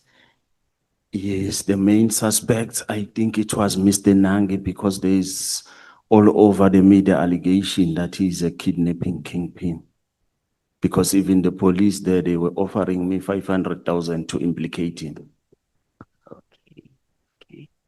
And then to the best of your knowledge, how does Mr. Nangi know Mr. Matlala? I don't know. I only heard now on the testimony of Mr. Matlala that they are staying at the same complex at Mainstream. Okay, but Mr. Nangi has never mentioned. No. And then since the case against you was withdrawn, have you been in contact? Is Mr. Nangi also still pursuing cases? He knows Mr. Matlala. Have you had that sort of engagement relationship as co-accused? No, I don't know their relationship. As we are still talking, because we are now being represented by same advocate in Pretoria for our civil case matter.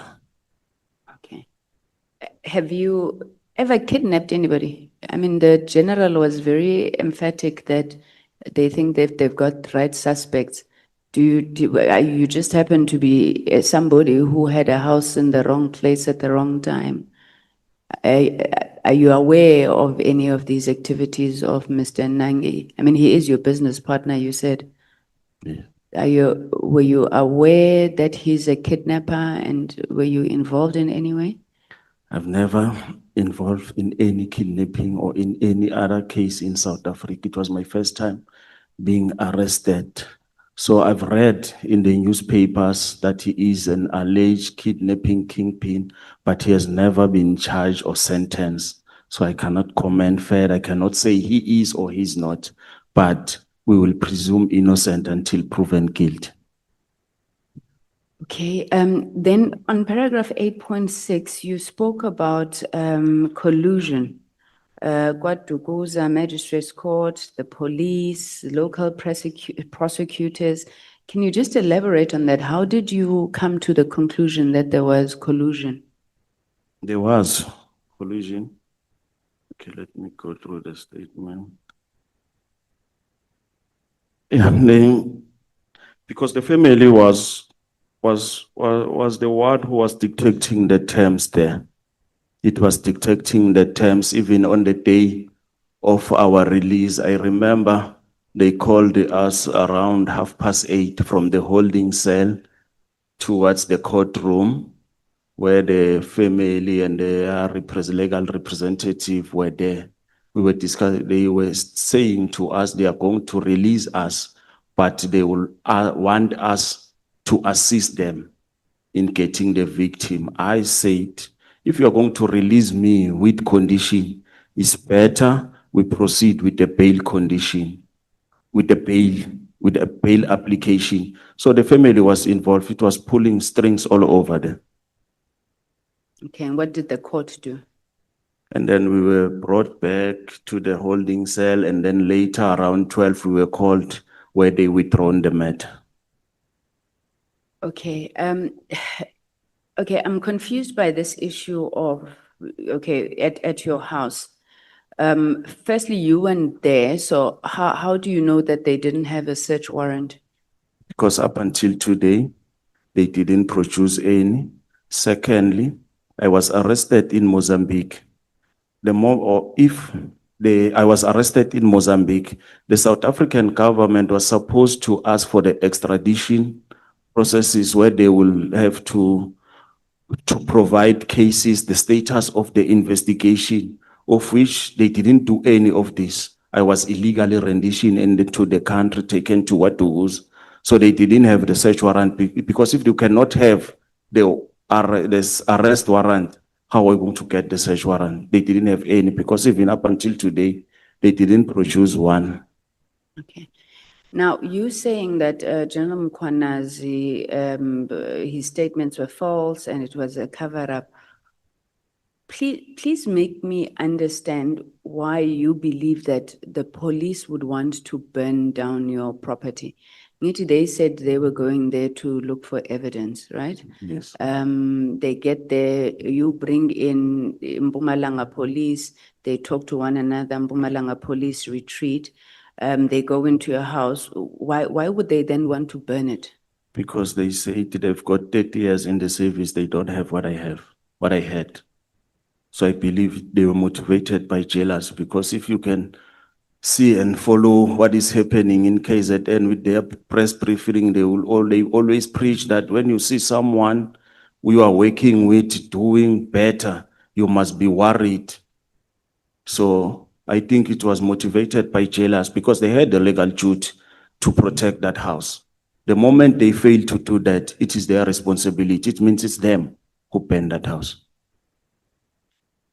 But what do you base it on? I mean, I'm sorry, Mr. Mlotra, you're basically saying to us, they went to your house, they saw it was a beautiful house, they were envious and burnt it down. Yes. Have you, what have you done with regards to that house? You've opened a case of arson against them. I'm assuming your insurance would have come. Did they find any evidence of arson? No, it was not insured, but I did open the arson case. And then we've even put the papers for civil at the Johannesburg High Court. The house is also included there. Okay. Yeah, no, maybe let me stop there, Chair. Thank you very much. I'm taking it as a given that issues of outstanding cases to IPID would be things that we would follow up on anyway. Thank you, Mr. Mlotra. Thank you, Honorable Ma'am. Honorable Ngaba. Thank you very much. Good afternoon. Good morning. Good morning, Mr. Mlotra. Good morning, Honorable Ma'am. You speak about charges withdrawn. Also on paragraph 8.10. It also speaks about charges withdrawn before bail application and all that. And it's quite confusing because in your affidavit, you speak about two instances. You have got the late 2024 incident of arrest. We have a docket here of the 6th of January, 2026. Docket? It's not a docket, this one. What is it? This one? Yeah, what is that? That one is supposed SAPS 1. Okay, whatever it is, but this one is something that it was for the upliftment of the salary. It was for the upliftment of my salary. It's not a docket. No, but the description here of the misconduct is armed robbery, kidnapping, extortion, and defeating the ends of justice. Yes, I was arrested for this. So now, in order, you need to provide the reason why the member was suspended. So hence here, they describe the offenses that I was arrested. The reasons for your suspension. Is for the arrest and the suspension. Okay, so which charges were drawn? The kidnapping, extortion, and the attempted murder. That's what it was. And the reasons given by the court? They said after carefully consideration. So I think I must just get the transcript from the legal team, because they said after carefully consideration, that's what the magistrate said. Because we were called earlier before they could even. Was there many instances where accused people get released? Yes. And it has got stages. So you say in your affidavit, this was even before a bail application? Yes, before the bail application, yes. Because on this day we were going for bail application when we were released.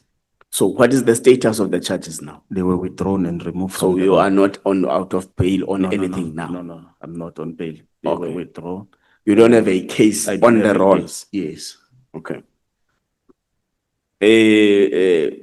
Let's go back to the collusion. Okay. One of someone is talking about. Yes. You say the prosecutor, the police, and the family. Yes. And we have been operating like this. Who was the prosecutor in charge of your case? I just forget the name because they were changing. Who was the investigating officer? It was Captain Azile Enoch and Constable Singh. Who was in the family involved in the alleged collusion? I think Jacob Desai, because he was all over with the police operation. But you are not sure? But he was part of them. And what makes you think they colluded? They colluded because they left Mr. Nangi at the prison on the 17th with the deliberate purpose of delaying the bail processes. And the family was involved in this? The investigators were involved. They were taking orders from them. Okay. So in all this, you mentioned Nengi as a co-accused. Yes. And we all have received a testimony in this committee of Nengi having filed a complaint with IPID. Yes. Have you filed a complaint with IPID? Yes, I did. Okay. When was the complaint filed? We on the same case, on the case 143 of the Bedford unit. So you are a co-complainant of Yes. So you are in the same complaint? Yes, the three of us. Okay. Let's go back to the burning of the house. Yes. You were not there? Yes, I was not there. You were in Mozambique? Yes. How do you know that they did not have a search warrant?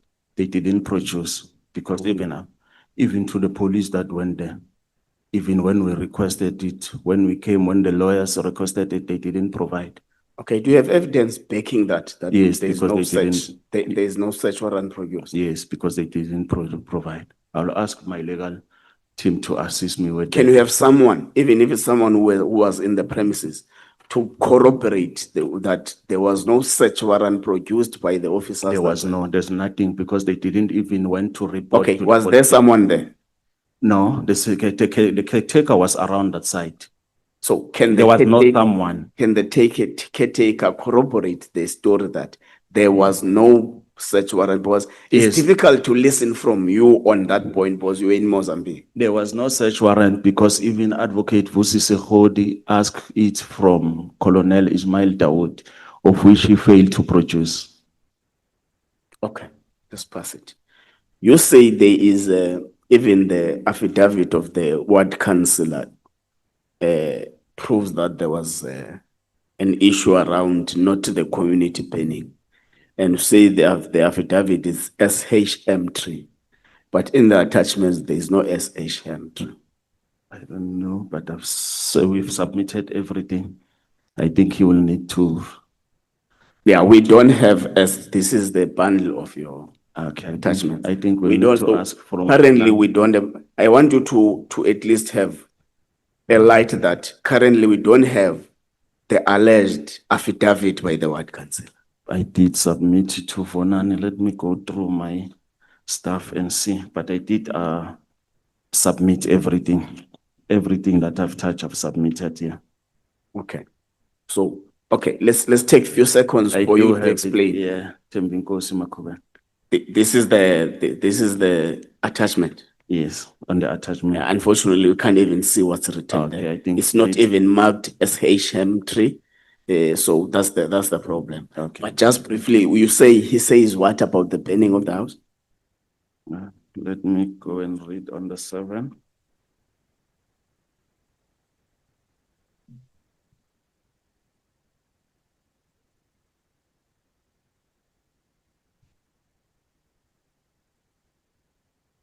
He said the affidavit, he said, who is the ward councillor clearly and But close to the mic.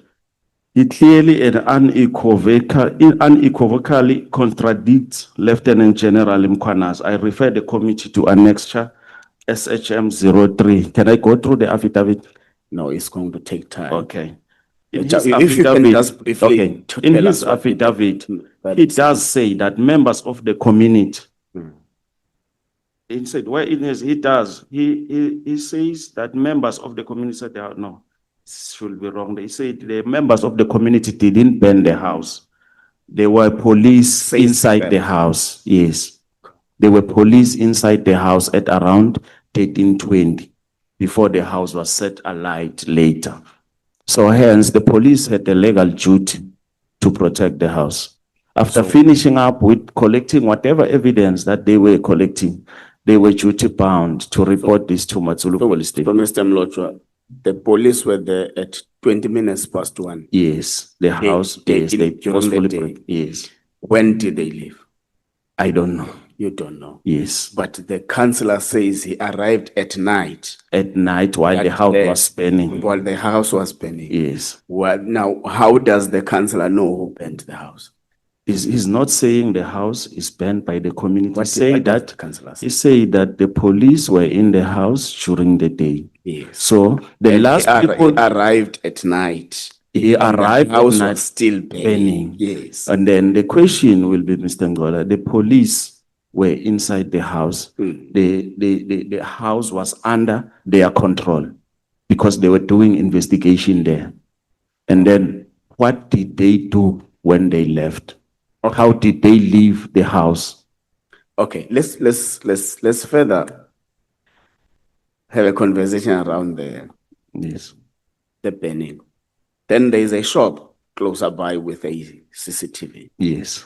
And you say the police went there, requested CCTV The following day. and all that, paid 2,000. Yes, they pay with the. What is the normal procedure of requesting such information for investigation purposes? They were supposed to call the LCR to go and download whatever that they were looking for, or to take that DVDR and book it at SAP date in for further investigation until they download what they wanted. But there was no need for them to pay, and they use this method of shop to shop payment. Yes. How do you know this payment?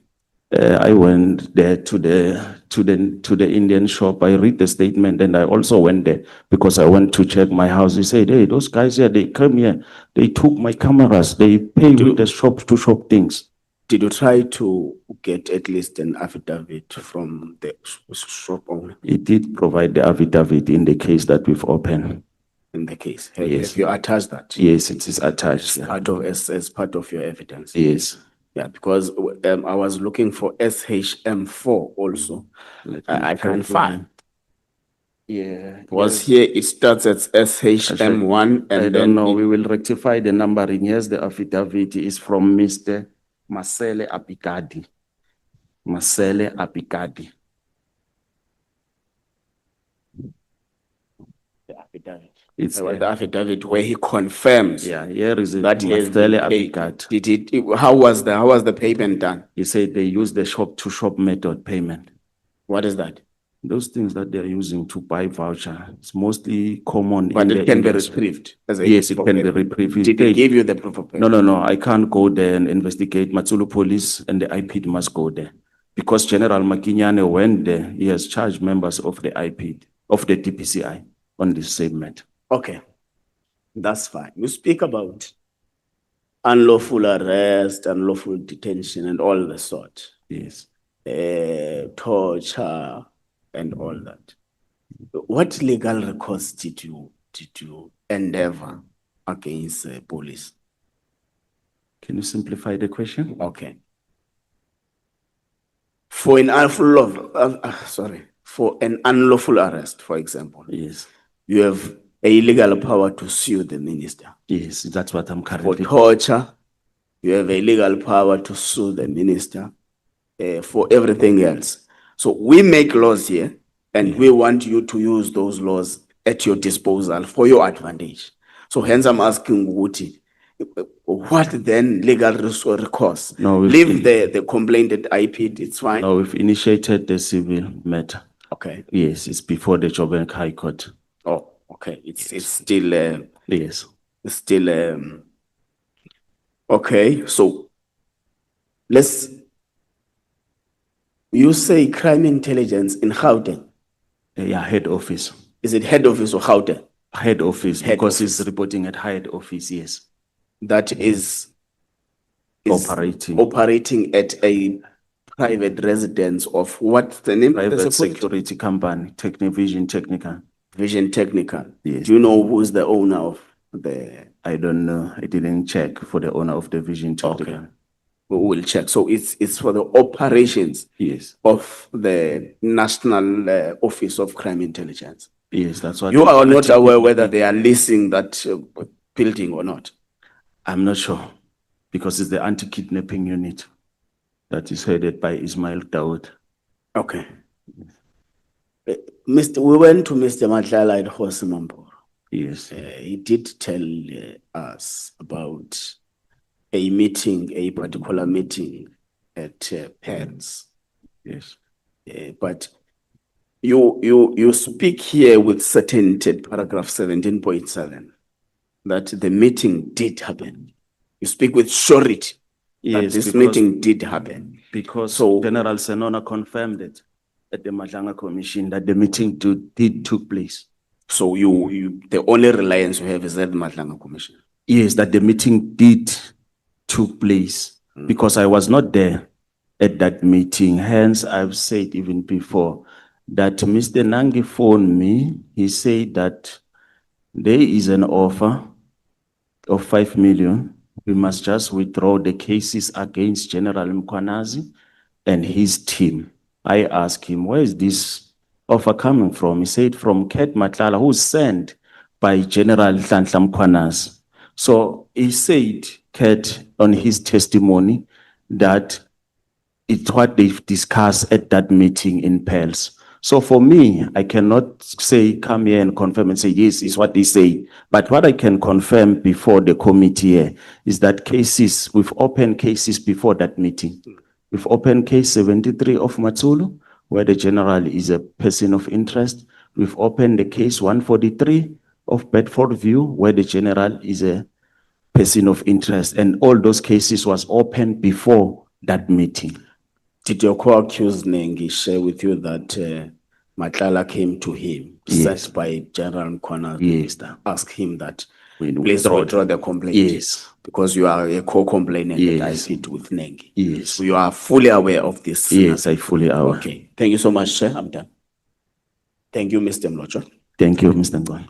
Oh, but I just wanted to say, Chair, to the witness that by next week we'll be doing a cross-referencing of the allegations against the general, because they will be appearing again. No problem. Thank you. Thank you, Chair. Sorry, I was just asking for 2 minutes break. Toilet quickly, please. Chair, I'm just asking a 2 minutes quickly break to the bathroom. I'm coming. Let me check the time first. It's now 8 minutes past 12. Can you please come back here at 12:15? Okay.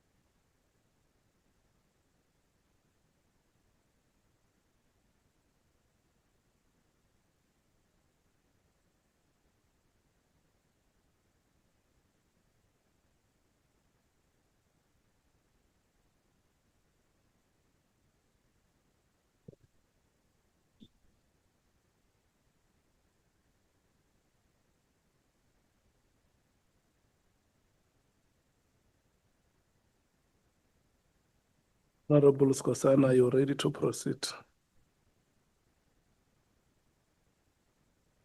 It's 11 minutes past 12. Thank you, Chair. And good afternoon, Mr. Mlochwa. Good afternoon, Mr. Skosan. Akwande.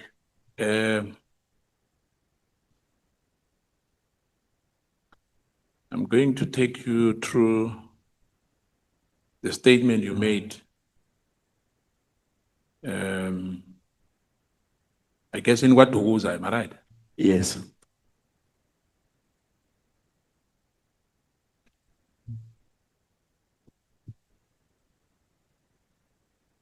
So when you were making that statement, they ask you that, do you know why you were brought to the police there to make a statement? You agreed, am I right? Which one, Mr. Skosan? I'm sorry? Which statement? Which statement? The statement you made, the declaration which you made there. Where? In Watugusa. Which one is that? How many do you have? Maybe there's many. Watugusa. Yes, when you were taken to KKZN. Which statement are you talking about? No, let's start here. Were you taken to KKZN? Yes. Did you make any statement in any police station in KKZN? Yes, Watugusa, we did make one. So I'm talking about that one. Okay. Thank you.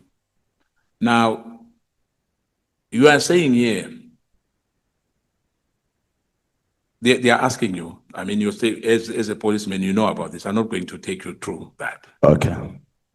The investigation officer told me on the 2024-11-2029, why do you want to make a statement? You said you want to clarify about the matter and try to assist the state on this case. Am I right? Yes, you are right. Now, you said, you are a policeman, right? Now, where I'm going to read, not the whole statement.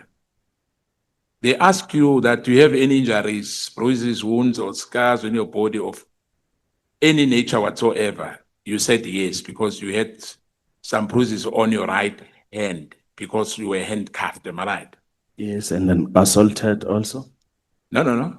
I'm just saying what is here on your statement. Okay, let me before we go any further, you are referring the statement made under duress. No. You. Yes, I made the statement under duress after they've assaulted me. So- Hence, it didn't stand in court. So Yeah, we no. are based on that statement, or which one is it?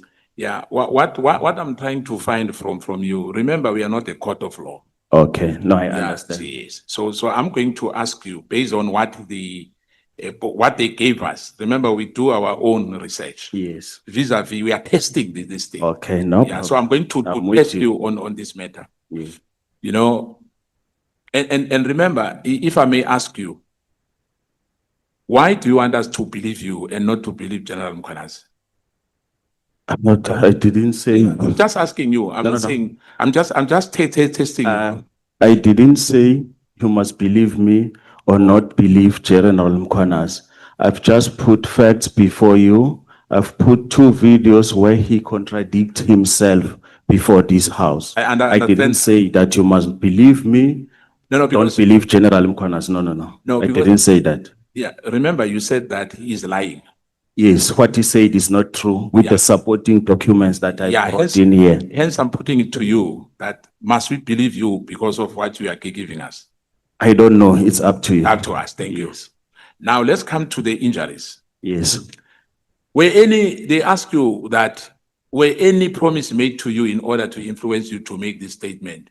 You said no. Yes, because I was under duress. They've been assaulting me, so I was scared that they are going to assault me again. If that statement, they should have taken it to court. Why didn't they take it to court? Yeah. Because one, you need to understand something, Mr. Skosan. When you do confession must yield results. That statement you are talking about was made on the 29th after the assault. Even 9 days later or 10 days later on the 9th, I was still booked out for an assault. Yeah, no, So I understand that that. statement was made under duress because So- I was assaulted.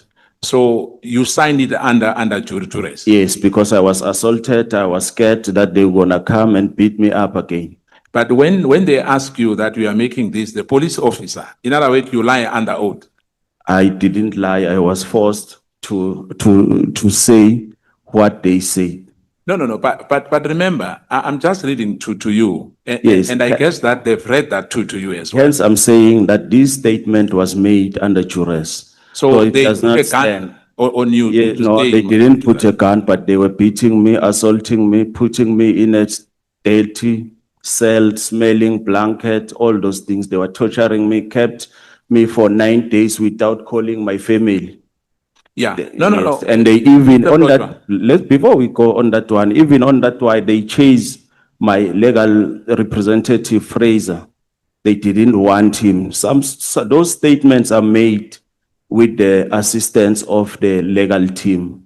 Yeah. And even in that one, the one that you are reading from, there was, there was no rush. Should have waited for Monday to make the statement before the magistrate, but they arranged their own person who's working at the same station. Yeah. So- but because of time, I Because want of us time, I'm with you. Yeah. Because of time, I'm because with you I've- that I've I got a was statement. beaten, I was under duress. No, it's fine. Yes. I'm going to transverse with you this Okay. matter, because I want to test the veracity of this statement vis-a-vis what you submitted as well.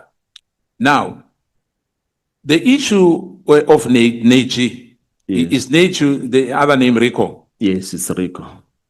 Did Rico wanted to hire a house for 6 months? No. It was a lie. Yes, You lied here to They were say that you telling me, wanted. they were telling me what I must say there. So Because this person, Yes. the this person, look, they took me to the Yeah, no, upper no. office on Wait, Friday wait. when this colonel was not there. Ngiba ujame kancane. Okay.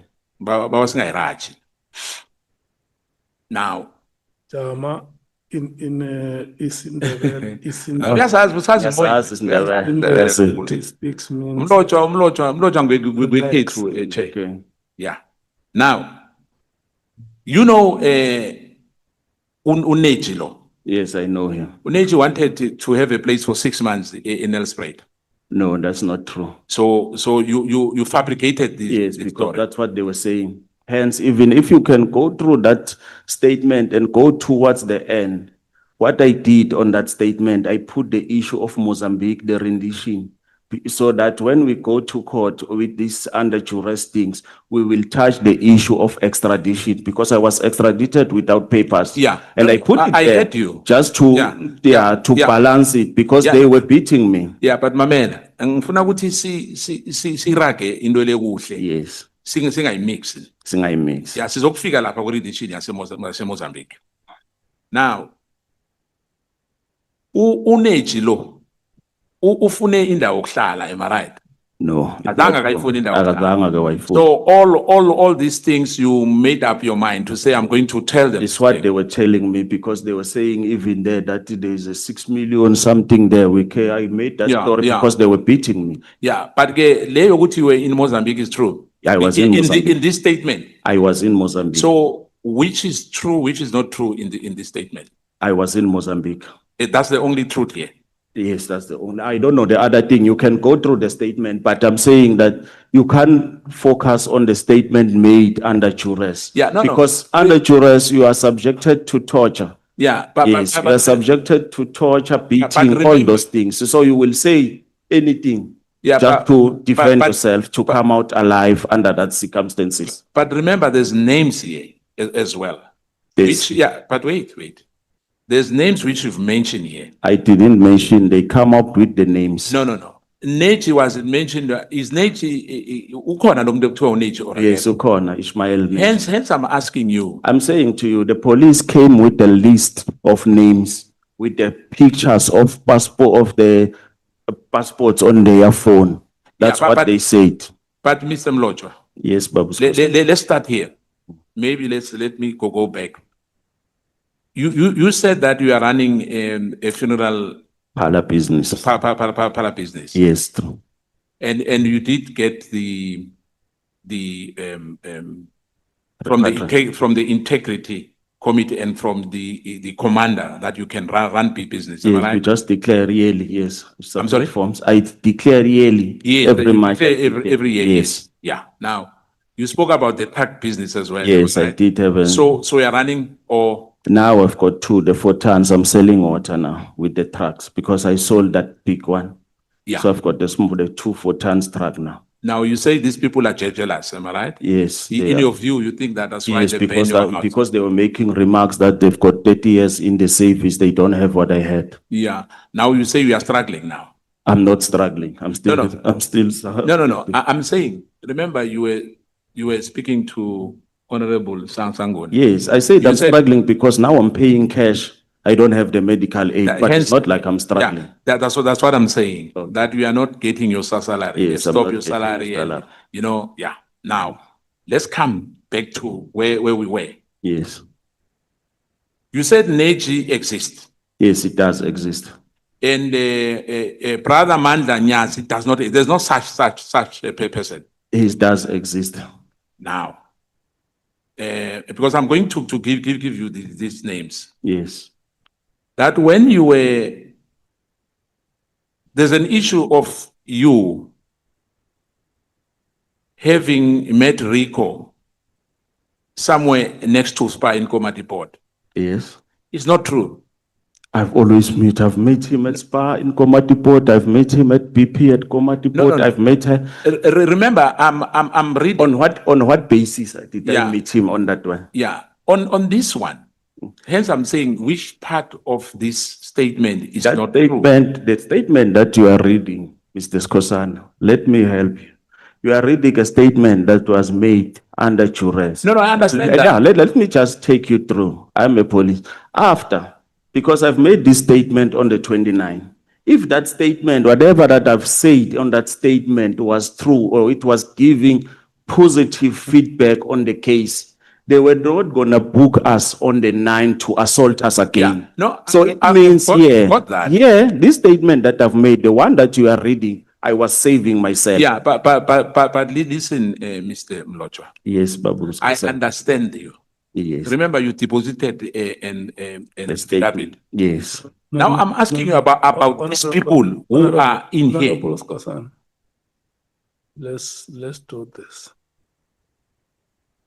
Because I can hear that you are now talking on top of each other's voices.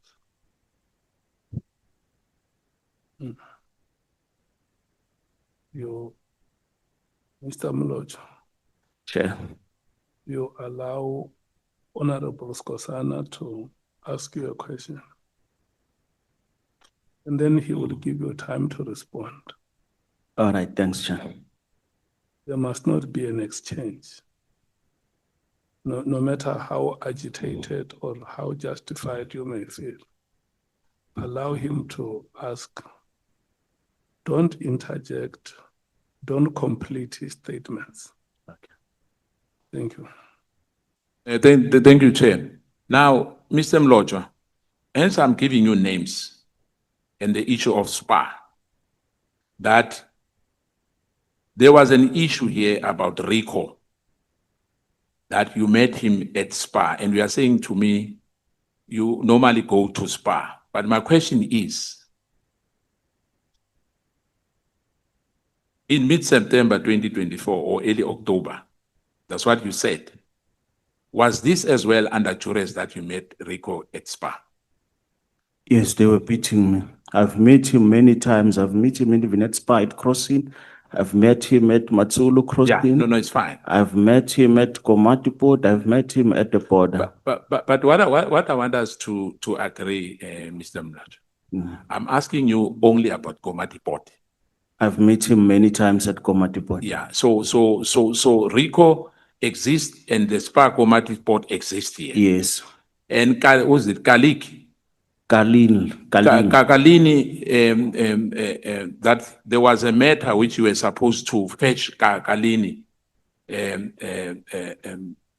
He was going to Maputo and he was waiting for Kalini. That was Rico waiting for Kalini. Now, that as well is not true. You made that up. No, just that, please, because there's, I don't have enough time. Khalil, most of the time is his driver. They will come with Khalil. So, I don't know. Yes, Ukona, it does. Thank you. Yes. Now, And the police came with the picture of him. They asked me who's this man is. I said it's Khalil. yeah, now, this issue of of kidnapping someone, when you confess to them, whether you say under Chuchures, that they brought someone, Yes. they were driving a Legend. That Toyota Legend does exist as well. I don't know about that Toyota Legend because I No, even they do have cars. They do have cars. I even said, even on that one towards the end, I said that there is cameras in my neighbor's shop Yes, that can assist the police. While I was bringing in those issue of cameras was to say that whatever that those guys were forcing me to say does not exist. Hence, those police, when they took these cameras, they didn't submit it at court as evidence. They destroyed the evidence. Yeah, but I'm saying, do you have evidence that they've destroyed evidence? Yes, I have, because it's not in the SAP 13. Yeah, And there was no need for them to buy it. That's wrong of buying. That's wrong of taking out money. State money, you must apply for it. Whose money did they use to pay for that pay shop to shop things? Yeah, no, what I'm asking you, Mr. Mlocho, you are saying they've destroyed. Yes, I'm saying they've destroyed. There's a shop closer to your place. Yes. There's cameras in that place. Yes. Now we are saying to the committee that they've destroyed the evidence. Yes. Even They've got the evidence, but they've destroyed the evidence. I don't know, but I said there is, yes, it's evidence. They destroy it because it's supposed to brought in there to show that whatever that I've said there, that there was a car, there's nothing like that. Yeah. I was under duress. No. Let's not go there, because this under duress you told me about. Yes. Now I'm saying you are not under duress now. Yeah, now I'm not under duress, Yes. but you are reading a statement Yeah. made under duress to but- question me about No. I'm questioning you about people and the events. Not people. The No. people came with the police came with a list of people. No. Sorry, Chair, apologize. Yeah, let's start again, Chair. Thank you for your indulgence. I'm asking you again. You say this Legend 45 and a Corolla, and the person who they brought to you, it was not true. You just made that up. Yes, I made that up. So these people like your Ahmad and all these names who are here, those people don't exist. They came with the names and then asked me who are those people. I know them. Ahmad is his nephew or brother. I know him. They came with Tijabu. We bought cars from him at Davidton. They came with his picture. They just brought a lot of pictures. Even in my phone, they came with pictures of my colleagues asking me, who's this? Yeah, now they brought in these people. They just bring in people, to say.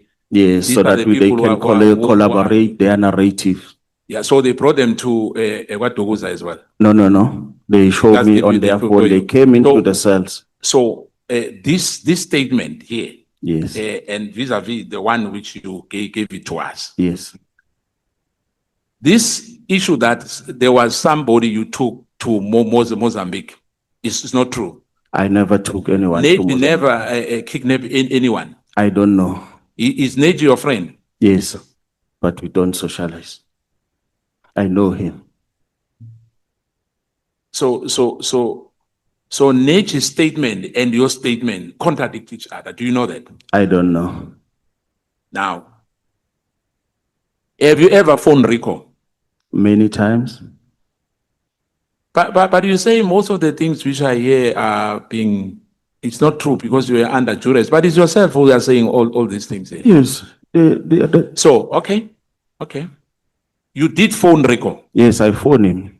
and you did count the 20,000 rand, Which 20,000? the 20,000 which they gave it to you. For what reason? No, I'm asking you. You No, must I'm asking tell you. us. I'm asking you. You are telling me. Your statement says that here. No, it's them who are telling me. So I had to defend myself because they were assaulting me. They will come into the cell to take me, so they were assaulting me. So I had to comply. I knew that when we come into court, we will vindicate this matter. Now, there's no lady, there's no South African Because they gave you a description of a lady. It's not true. You made that up as well. Which lady? The lady who gave you the money. Why should the lady give me the money? In a Because I've plastic got money. Yes, that's not true. So you made that up as well. Yes, So the lady that does not exist. does not exist. Now let's go again. Who's Puto? Is his brother-in-law. Ukhona naye, or you just made that up as well? Okona, they come up with the pictures of him. I know him. Now the story, you fabricated the story about Puto as well here. Which story? No. Because they came with the picture. They took a picture of him and Puto at Durban. They said on that day they made a call.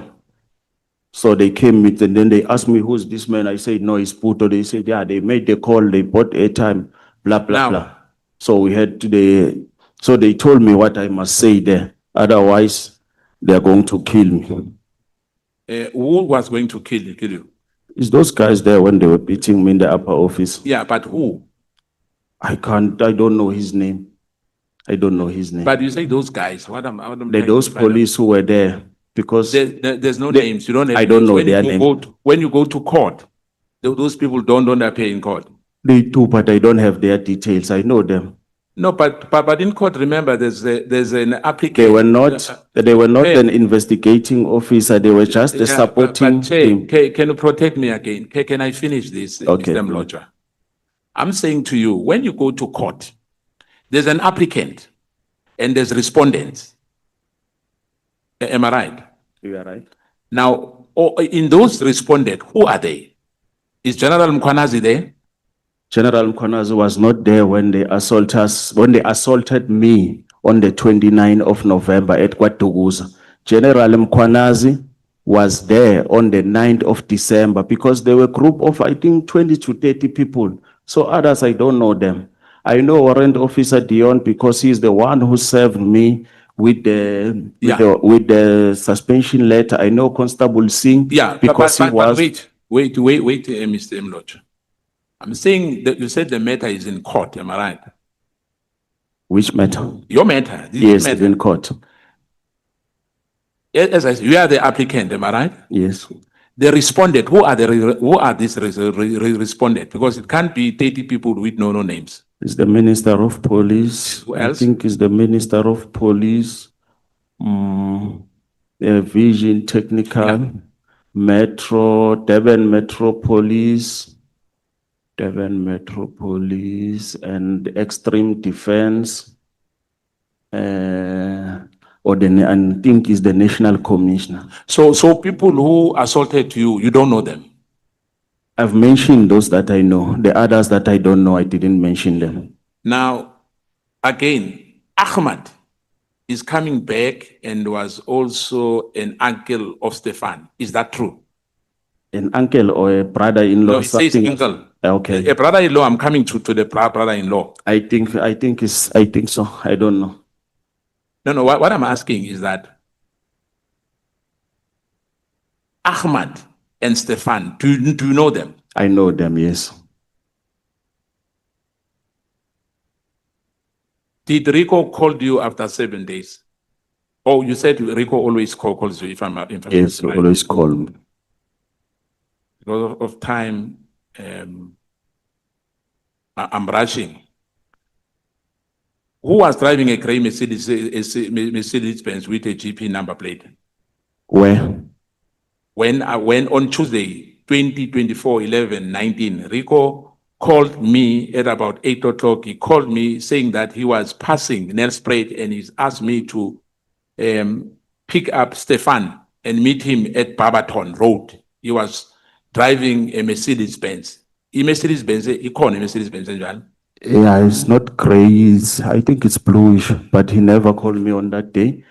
I was at Comas, if my memory serves me well on that day. So the 1,200 for petrol, did they give you that money or you made that up? Where did he put it? They've made that money. Can you give someone 1.2 just for less than 20 kilometers? No, I don't know. I'm asking. Okay, no, there's no such a thing. There's no such. You just made that up. Yes, there's no such a thing. Remember, Julius Mkwanazi said he borrowed Ket Matlala the money 500 and so you know it's not something funny. You Yes. know these things do happen. Whether it's true or not is another story. No. Now, with my 4 or 5 minutes left, I want to find out from you, because the way you describe this legend 45 and the Corolla, you said that they had no number plate. Am I right? No, that's not true. That's not true. And the issue that the victim was with Rico's brother Dino and Ahmad is not true. Yes, where? You made that up. They am I were right? telling me, yes. Yeah, no, but it's you. Remember, yeah. Yes, Talking they were about you. telling me, yes. No. Hence I've said they were telling me. Yeah, but Mr. Mlojwa, Babu Skosa, when you were making this statement, you were alone. Am I right? they were there outside. They said they will come and read the statement. If I don't comply, they are coming back. When he says, when he addresses you as Mr. Mlojo, you can just say honorable member. Apology, Chair. Ekolisa Babu Skosa. Thank you, honorable member. Yes, thank you. Now, well, what I'm trying to what I'm testing on you now. Yes. When you were at the police station as a policeman, you are sitting with somebody you are making a statement. Am I right? Yes. The people who were intimidating you were outside. No, they were not there. They came out later around 7. Because when they left on Friday, they said, is this a white guy? He said, if you make CAC, we are coming back for you tomorrow. Comply. So you've opened cases against those Yes, we've opened cases. hence I was asking you the names. Yes, I've opened and I've mentioned the people that I know. Yeah. Now, but do you agree that when you made this statement, it was you and the person who was taking a statement from you only? The same person from that Okay, same Kenneth. station. When you do confession, you don't necessarily call the people from your same station. You get the neutral person. Yes. So they call the same person from the same station. So I had no choice but to comply for whatever that they were saying, that they've said to save myself from the assault. Because the assault started at Maputo and then it came to Stenga, it continued. And they said they are going to come back, and yes, they came back on Saturday after that alleged confession. Yeah, but what I'm asking you, it was the two of you with that person who's independent, who's coming from another station to take statement from It's you. not from another station, it's from the same station. Yeah, but you remember you were saying to me now. You need to get someone, but a confession, you just go to the magistrate. There was no need, there was no rush. They should have waited for Monday. If the magistrate was not around on Saturday, they should have waited for Monday with my legal representative to go and make such a confession. Yeah. But they denied Fraser on that day that he must not see me. But later, while they knew very well that they've assaulted me, they are forcing me to go and make a confession statement, of which is not true. And I also forget to mention on my statement here, Babu Skosana, ngicolele ngoba sengidla Yeah, isikhathi but ngicela kancane. Yeah, ngicela kancane ngoba vele uthe uzongistopha. I just want to make this one in one because there's no more time. Remember, as I said to you, you made a statement about Rico, which is Neji or Rico, am I right? Yes. But because he was released and he now he blames everyone. But what I'm asking, Who he blames? no, I'm talking about you. Who do I blame? Now you are saying you were under torture. Yes, I was Whatever, under torture. Yes. Now, Babu Skosana. at that time, but no, wait a second. I'm going to give you for you to respond. I'm done.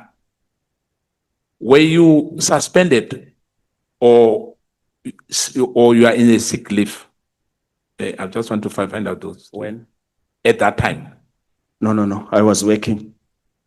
But now, why are you not working now? Now, after the assault,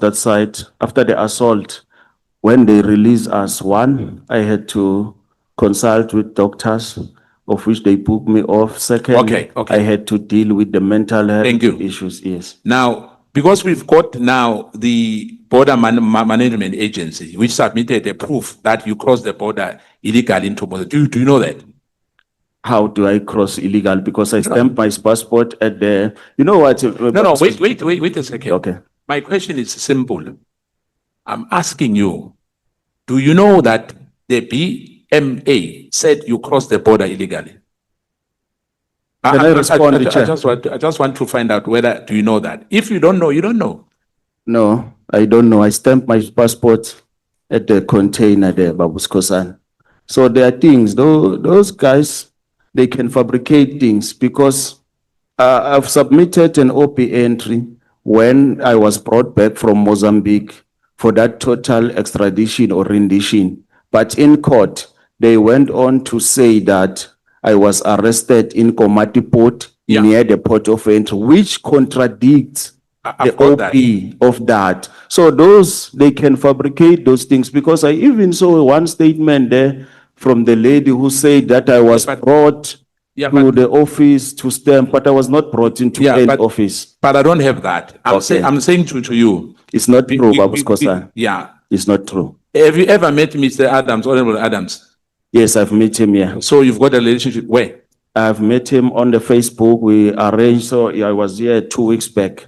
So you started to know him now? Sorry? You started to know him two weeks ago? No. I've met him. I've met him. I saw him on Facebook. So we communicated on Facebook. And then 2 weeks ago, I was here outside. So were you not influenced by Adams to open a case against General Mkhwanazi here in Cape Town? No. I was not influenced by him.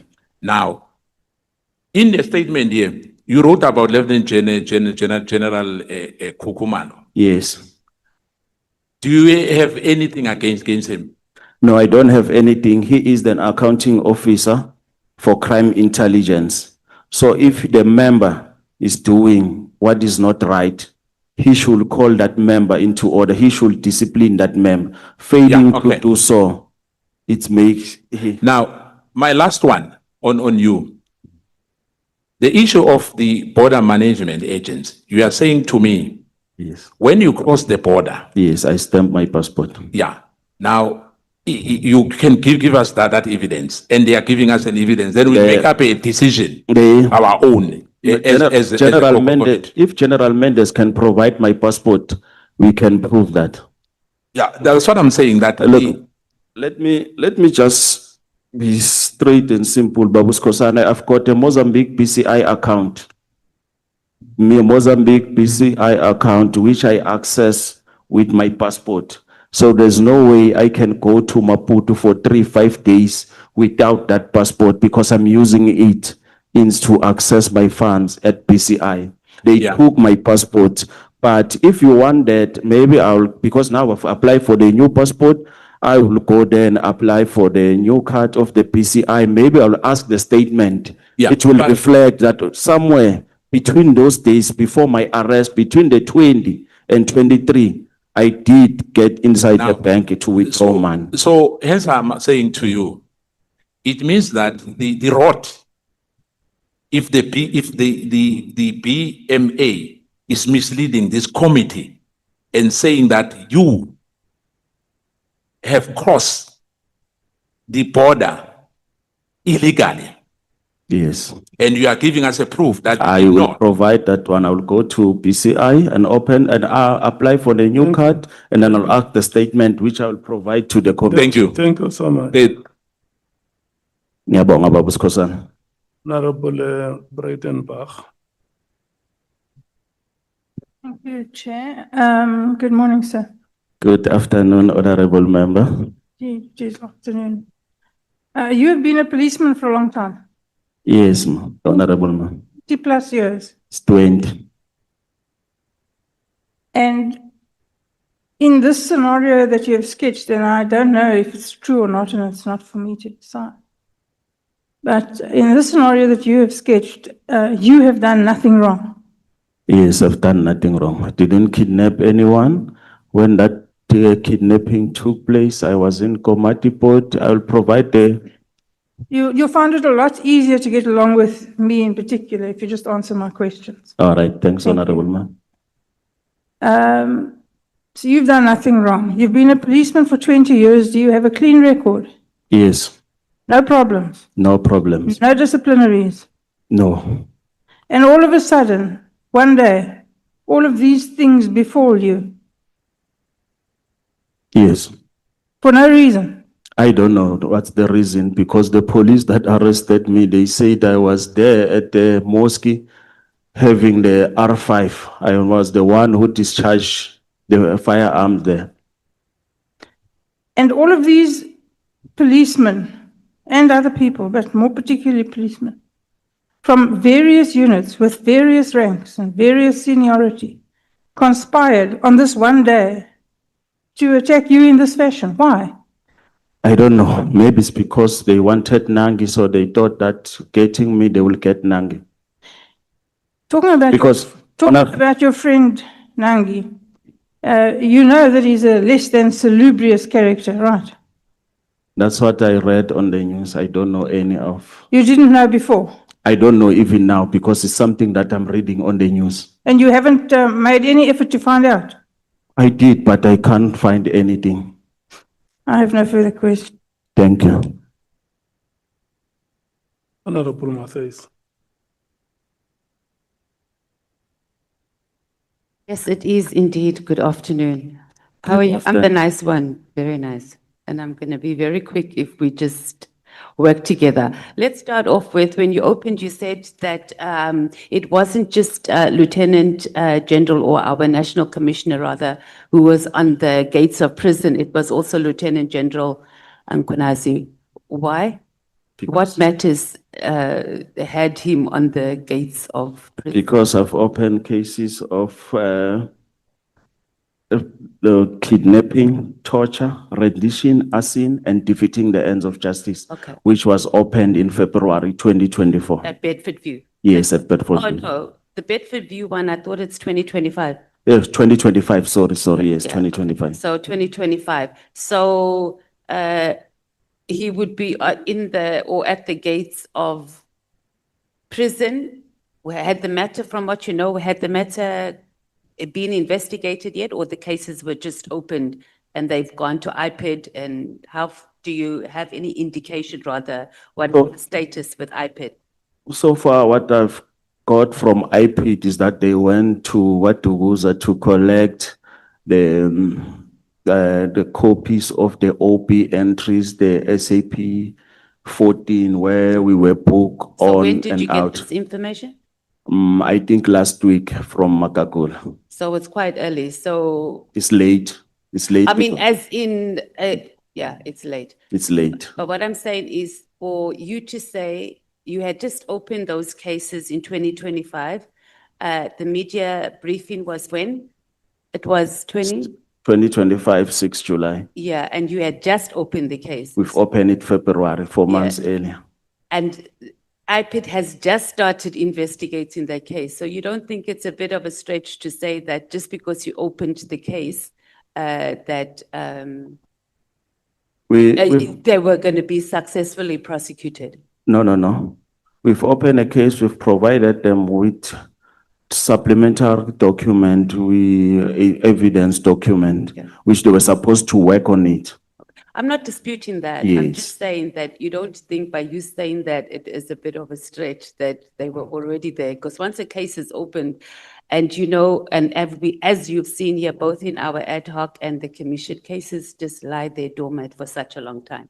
So you can concede that it might not have been, if that was the case, it might not have been in relation to your case, because they've only started acting on it. And I'm sure it was because you were coming to appear here, or that you had indicated. I think so. Yeah, okay. But we will, as a committee, I think my colleague said, follow up with IPED on what were the delays. I mean, these are matters that should be prioritized at IPED, especially when we have high-ranking officers involved. So we'll do that. Now, let's talk about Nangi. Is it Nangi? How long have you known him? I've known him from 2008, 2009. So it's quite a long time, and you've been working at the border at the same time? Yes. And he does cross-border business? Yeah, he does. Okay, correct. and then you, actually, his truckers and stuff stay at your accommodation at the borders. Yeah, it's only started after, I think, 2018, yes. So do you think as a law enforcement officer, you should be involved with the business person? Number one, that you don't really know whether he's trafficking children or what it is he's actually trafficking. You actually said you didn't even know that he's known as the kingpin. No, I kidnapping said I've kingpin. read on the newspaper. Since I've known him, he has never been arrested except for one in 2023, where he was arrested for the extradition request from Mozambique, even though that case was thrown out of court because South African refused to release, Yeah. to extradite him to Mozambique, and Okay. that even that case, that site was withdrawn. Okay, but even on that case, I think as a committee, we must also just write, I think it would be the Department of Justice, because it says that the extradition was not granted because it didn't meet the criteria. So we must be able to find out which criteria did it not meet and what did Mozambique want him for as well, because that will speak to that. But outside of that, I just want you to follow me with this as well, because it looks a bit, and you need to clarify the Okay. cloud that hangs over there, right? You led a team at a border. Sorry? You led a SAPS team at No, border I control. don't lead a team. What was your role at border control? I'm just a junior member. So The captain who's leading the team. Oh, okay, so you were there at the border control. Yes. Then you are involved, or a person comes and you get business from him who does cross-border business, and you don't know anything about him and he stays there. And we also know that here in South Africa, people that are doing illegal activities, criminal activities across the border, they need to capture our criminal justice system. Yes. So tell me, how are you sure that you were not captured by this man? I was not captured because I'm not doing him any favor.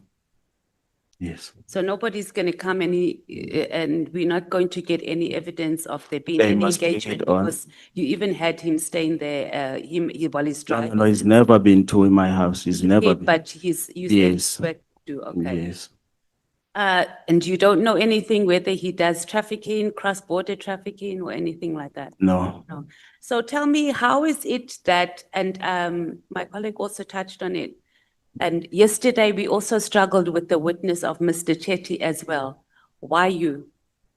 I don't know because It can't be that. It No, can't just be I've that. stated clearly because even on the 10th of September, when this thing started, the 10th of September, when this KZN guy was kidnapped, I was in Komati Port. My shift was just ended at 18 hours. This guy was kidnapped at 19. Okay, we're disputing that, No. right? I'm just taking you through.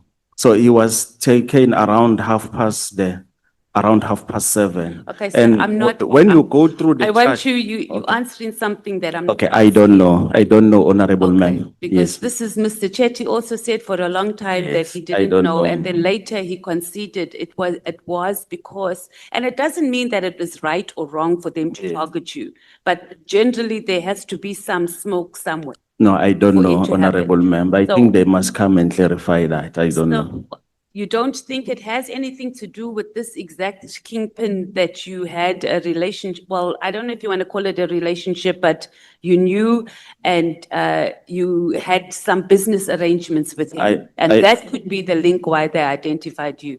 I don't know, and I cannot call him a kingpin because he has never No, been but you can't. charged and sentenced. But now you're here and you're even defending No, him. I'm You not don't defending. know. I'm not defending. I'm just saying because you are saying maybe it's because of my close relationship with the kingpin. What they are saying. Yes. So what I'm saying to you, what I know is that he's not the kingpin. He has never been arrested and charged for So that.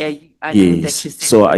Okay. yes. But there's a lot of people that haven't been arrested and charged, and they are known. For example, we have a situation here or in the country of Makhala. Yes. Right? Apparently, everybody knows if you go to Tshwane and whatever they call him, what is it, John Wick? Yes. But he's got very few charges, and the last one has got a string of cases that have been opened. But it's not so. It's not unusual. This is why we're having this ad hoc. This is why we have this commission. It's not unusual for people that are heading organized crime syndicates and whatever it is to not be arrested for a very, very long time. It's an international thing that happens. So yeah, we agree that he hasn't been charged, etc. But you don't just get a reputation like that if there's no smoke. So I'm just saying that it might be because of that link. Okay. All right. Thank So you, we can Honorable move on. Member. But what I do, okay, we've covered that. On the matter of torture, I think also as a committee, we must write to correctional services and request medical records because you Yes, said that they went to do that. But I'm sure IPID would also be doing that if they are advancing their case.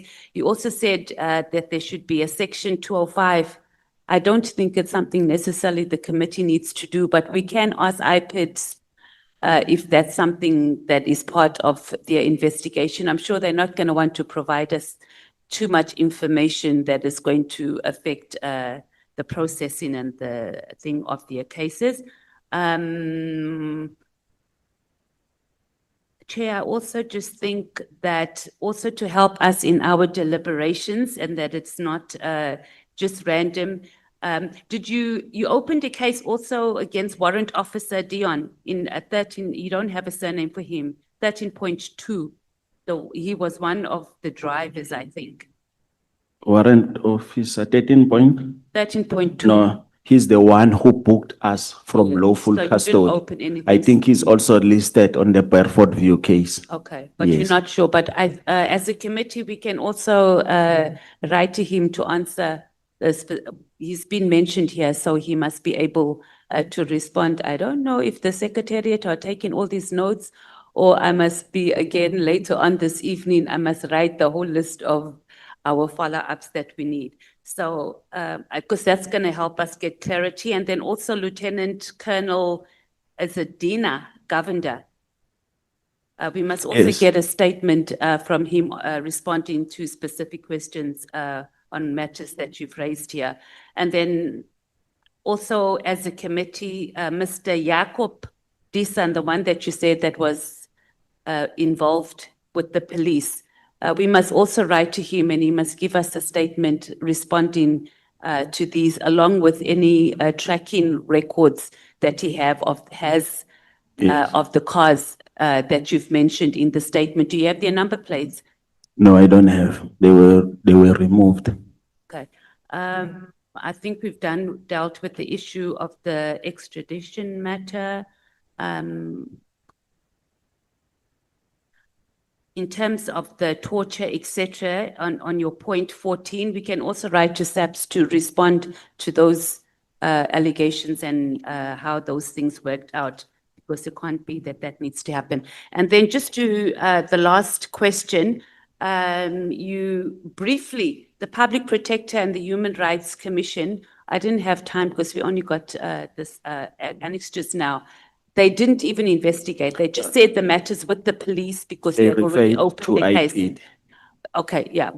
IPID, which is part of SAPS, but yeah, I'm just saying, so they just said everything because you had already opened a case with Yes. them. Okay, no problem.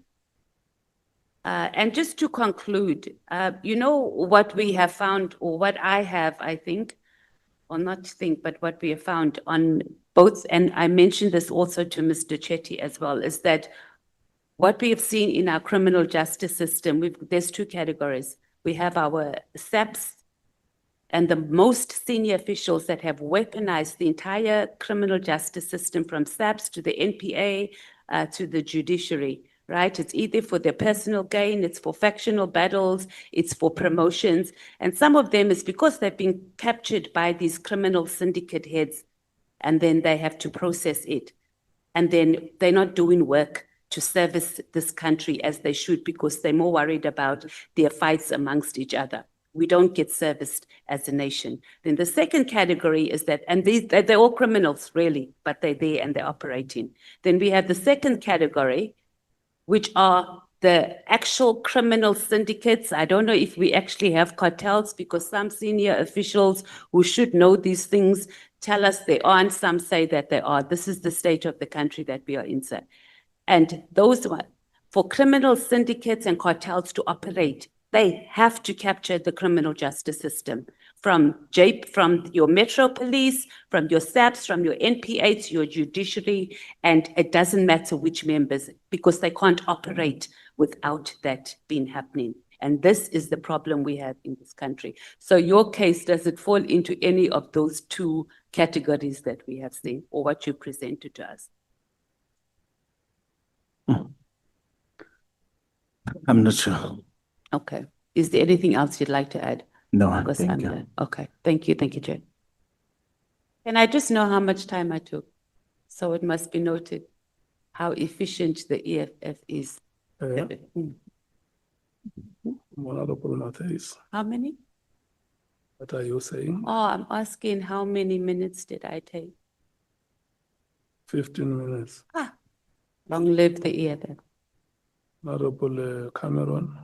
Chair, if I may ask, after the Honourable Souls, I have one question of clarity that I would like to ask, if it's okay. Okay. Honorable Souls. Thank you, Chair.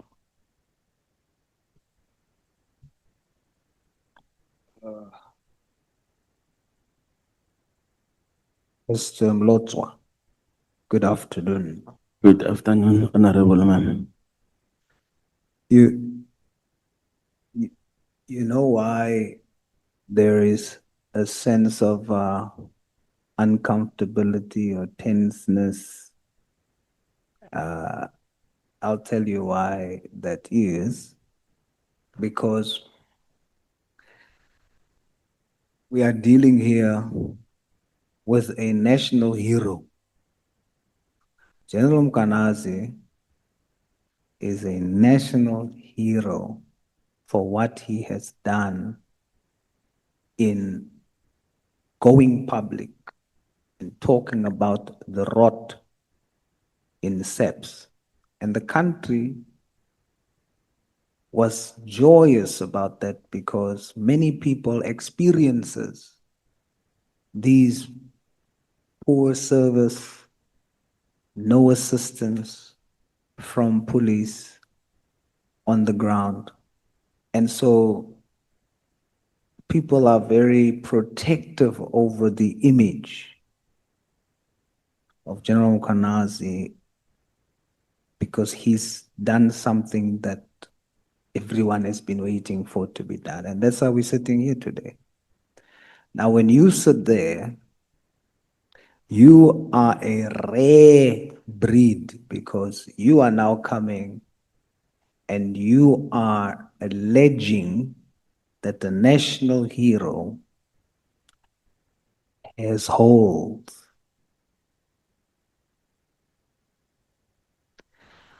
So what we must do is ensure that if you're going to say General Mkanazi has holes, we must test what you are saying so that we are sure your assertion of holes is not fabricated. So you must help with that. I will. You will? Because you must understand how the nation feels. Can't touch the national hero. So you must come with what I'm saying. This is my reason why I'm saying what I'm saying. But you must also bear with the nation because it's a very sensitive issue. Now, I don't care about how people feel about me. Not here for claps. So I'm going to take through your affidavit and just deal with what I believe is facts or evidence. There are some questions of clarity first that I want to understand out of your affidavit. Number one is you say when you were tortured, yourself and Nenji, General Mkanazi was physically present there. Did you see General Mkanazi with your eyes? Should I answer? Please. Yes, he was there. He came with Lieutenant Colonel Dina Govenda, who asked me to tell my co-accused who is this man before us. I then said to Mr. Nangi, this is General Nhlanhla Mkhwanazi, the Provincial Commissioner of KwaZulu-Natal. He was once an acting National Commissioner of the South African Police, I think somewhere around 2011, 2012. So He was there. I saw him, I know him, I interacted with him. you saw him with your eyes. With my eyes. I interacted with him, he even poured water in me. So the reason why you had to say that to Nanji is because Nanji's head was covered, so he couldn't see. Or because the affidavit says he came out with his head, there was a bag over his head. Yes, there was a bank, but once you are about to pass out, they will release you. He also saw him. So He was wearing a black or navy t-shirt with short and sandals. I think it's Lico Sport, if I'm not mistaken. That's the one point of clarity that I couldn't make out. I wanted to be sure that you saw him. Yes, I saw him. I can confirm. There's a mention of a recording of a phone call where the police is threatening or something like that to the wife of, is it Nenji's wife? Yes, it was me. Where's the recording? It's formed part of the evidence of the affidavit that is on the case 143. I think if the committee want, they can request it from IPD because IPD has been provided with that recording. The actual recording. With the recording and the transcripts. Okay, now what makes me, when we look strictly at evidence, what satisfies me about your motive, because we must test your motive. Are you doing this because you are sent here to make General Mkhwanazi look bad? We must test that motive. Now, what satisfies me that that's possibly not the case, I can't say for sure, but what convinces me that it's possibly not the case is, number one, the case you've opened against General Mkhwanazi was February 2025, correct? That's correct, Honorable Ma'am. Now, if it was 2025 February, the press conference was done July 2025. If you opened up a case against General Mkhwanazi after July, do you see why that would have made your motive questionable? Yes, that's true. But because it was before, it satisfies me that your motive here today is not to make General Mkhwanazi bad, but rather to come and say, this is my experience. The second thing that makes me believe that your motive is not to do so is you did not initially plan to come here. Yes, that's true. Explain why ultimately you decided to come. It was after the testimony of Kate Matlala at Hoshimampuru where our matter was touched. So I just felt that no, I must come before the committee to assist the committee and also clear my name. So if that did not occur on that day, you would not have been here. No, I was still gonna make the submission because I thought maybe the committee will call us because General Mkhwanazi has made defamatory statement about me and when he said my house was used for criminal activities. When he said my house was used for criminal activities, it's a defamatory statement because what I know about me is that people, when they come even into my house, they come for help. So there's no criminal activity that has taken place in my house. I was still gonna make submission to come here and present my case. Yes, but what would have motivated you was the statements made during the course of the hearings. It was the statement made during the course of the hearing, yes. And that's my point. So before that, you didn't sit there and say, I'm going to go. What stirred you? I thought the committee will call me. Yes. Yes, I'm trying to test your motive, you see. yes, I thought the committee will call me. All right. So it was not because you want to come and make the general look bad. No, it's not about that. It's to come here and place facts before the committee and also the committee to see that the general can change his position depending on where he want to be at that time. So for me, if you can ask me about him, I can say someone who you cannot trust because he will change as soon as he want to change, as soon as he want to change. Because based on the two videos that I've presented before this committee, you can see that he made two public statements, but those statements are contradicting to each other. Yes. So I'm going to spend the next 20 minutes of my time just properly putting on record what is factual that you have supporting documents for. I'm not a forensic investigator. We will then have the record used for them to go test and verify everything that you have. I'm going to assist in that way. Whatever that I've said here in my affidavit, it's supported with SAPS official documents. Yes, I see SAP 13 OP sworn statement. So everything that I've said. Mr. Malota, what I'm trying to tell you is, I see it. Everything I do is based on evidence, not personality. Yes. I don't know you. We've never met. Yes. For me, is what I see in front of me. But South Africa doesn't see what I see. No, I don't care about South Africa. No, you must care.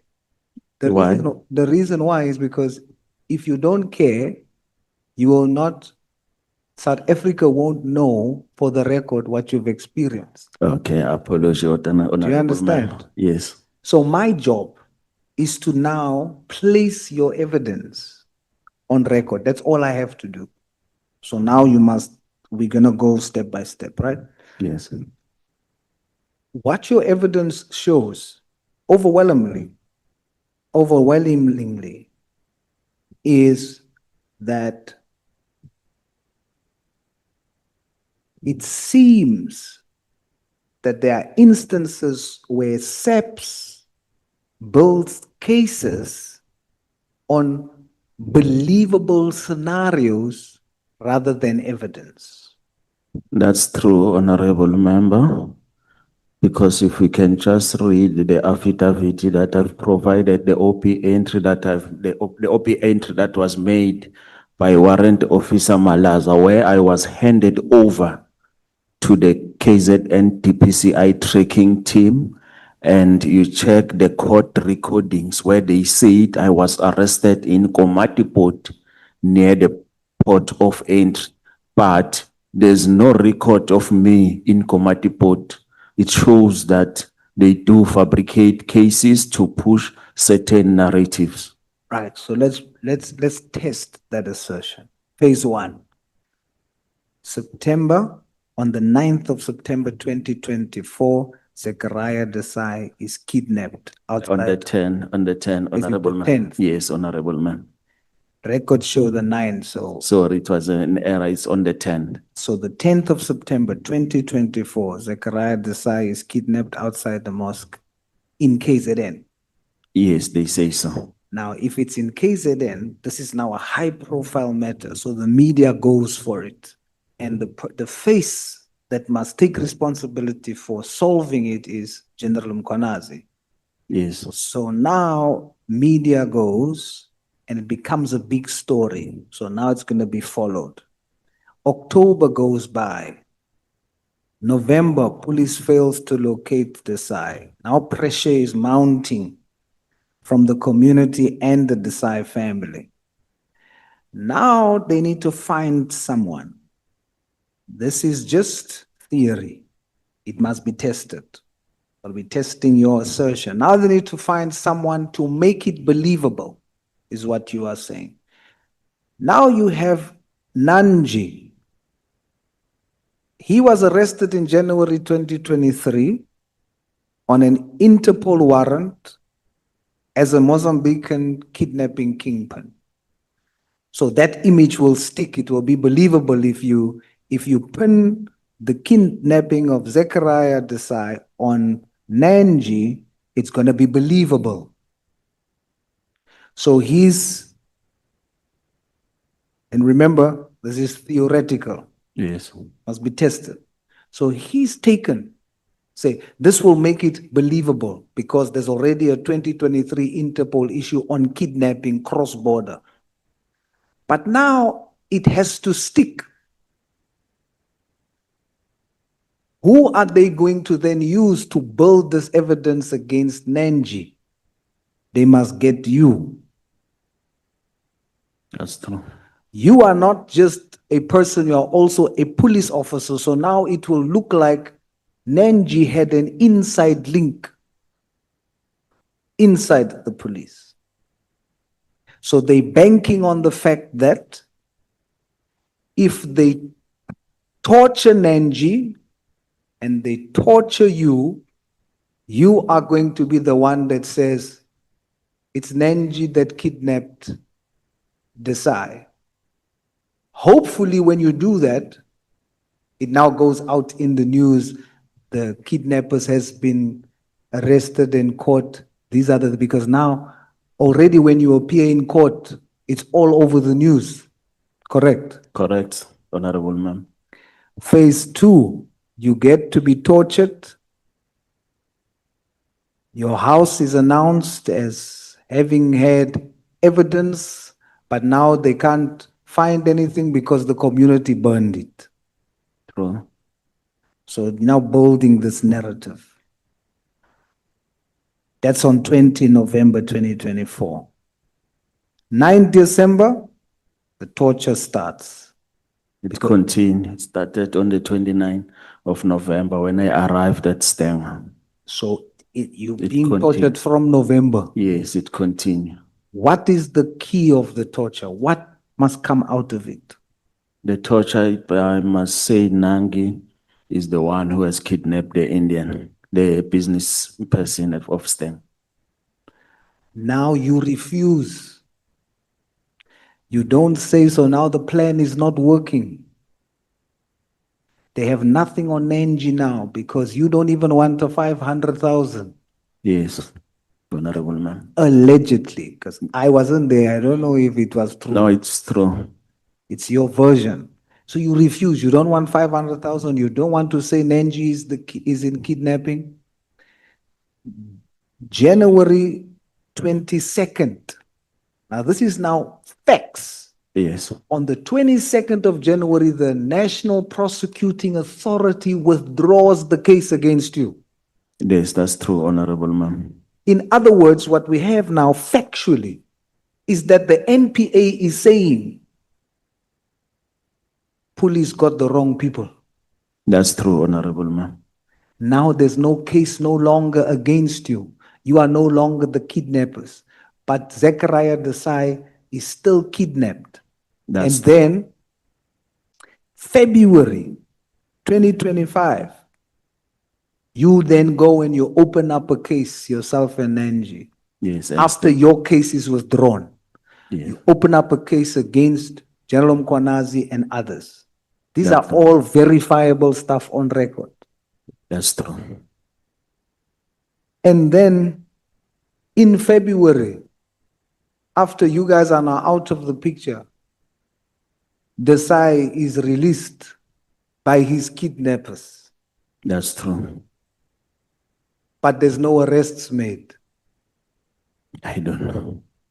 That's what the reports are saying. Yes. So Desai gets released by his kidnappers. The police has not made any arrest. and you, the case against you is withdrawn, that's a public official admission. They were wrong about you. That's true, Honorable Man. Then now, the 6th of July happens.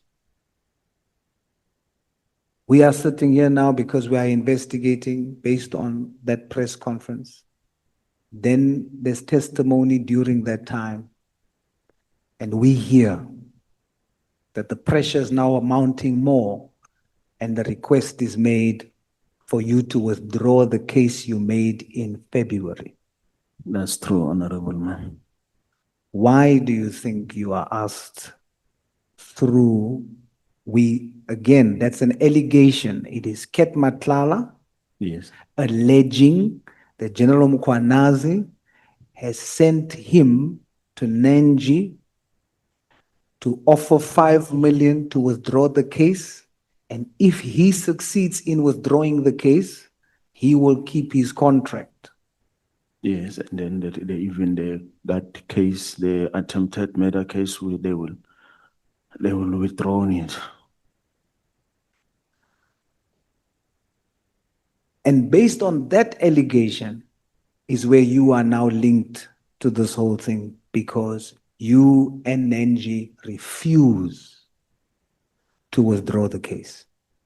Yes, because we are not interested in money, we are interested in justice.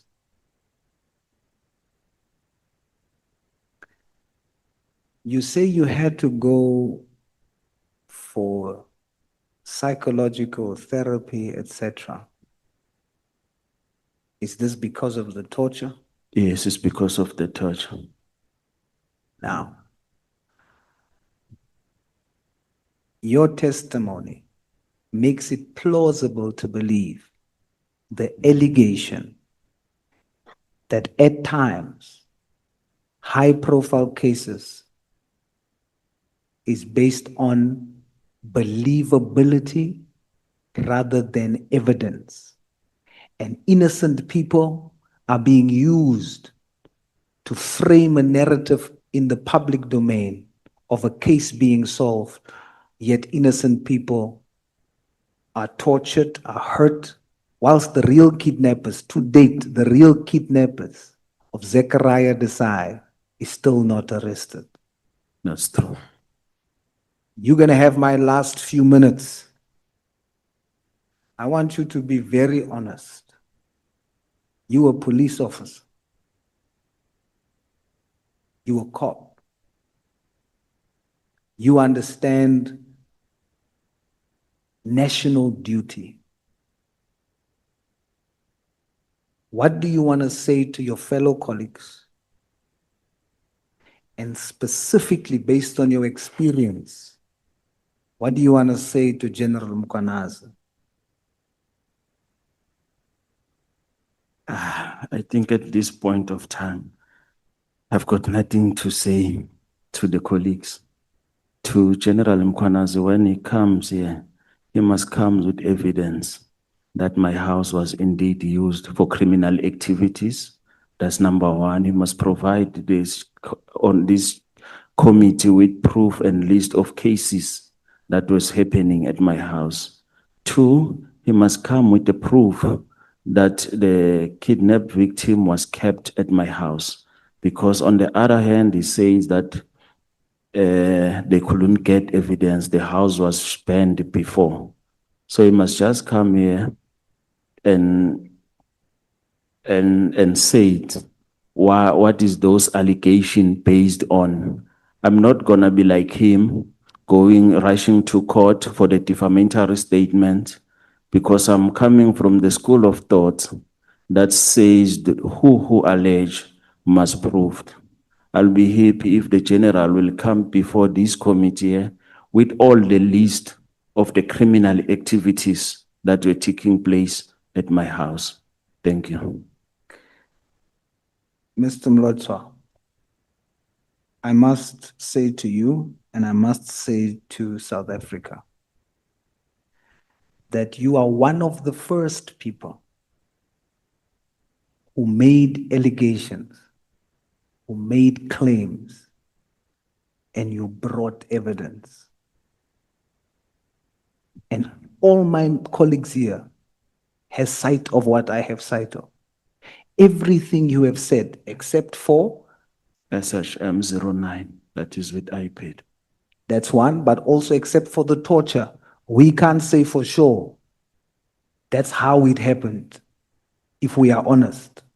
But everything else that you have said is here. Thank you. So I want to thank you because we've had senior generals made allegations and did not produce evidence. You produced evidence for everything that you have said.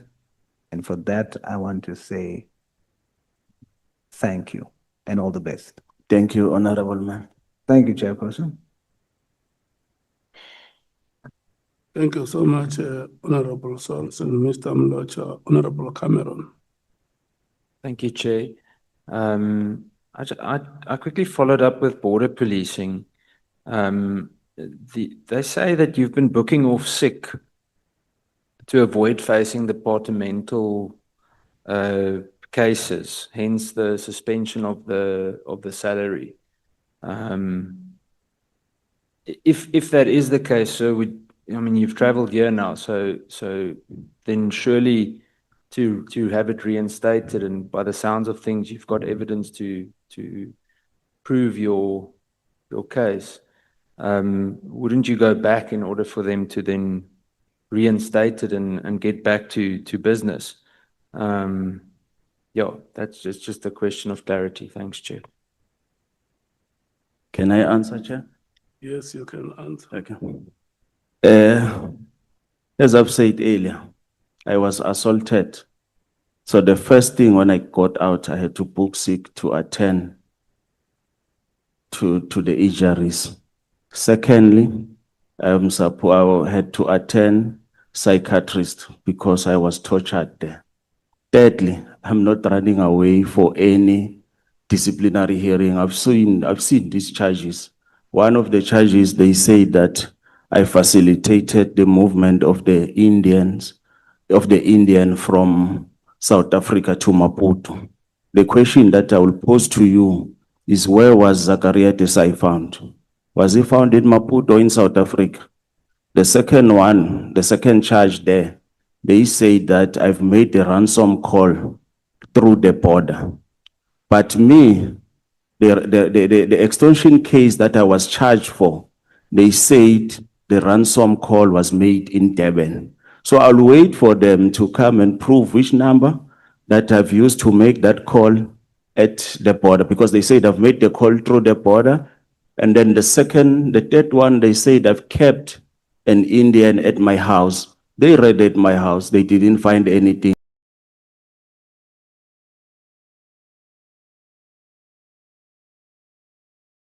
I'll face those charges if they are there. I'm not running away from anything. I had to deal with my mental health issues first before I can go back to work. Thank you.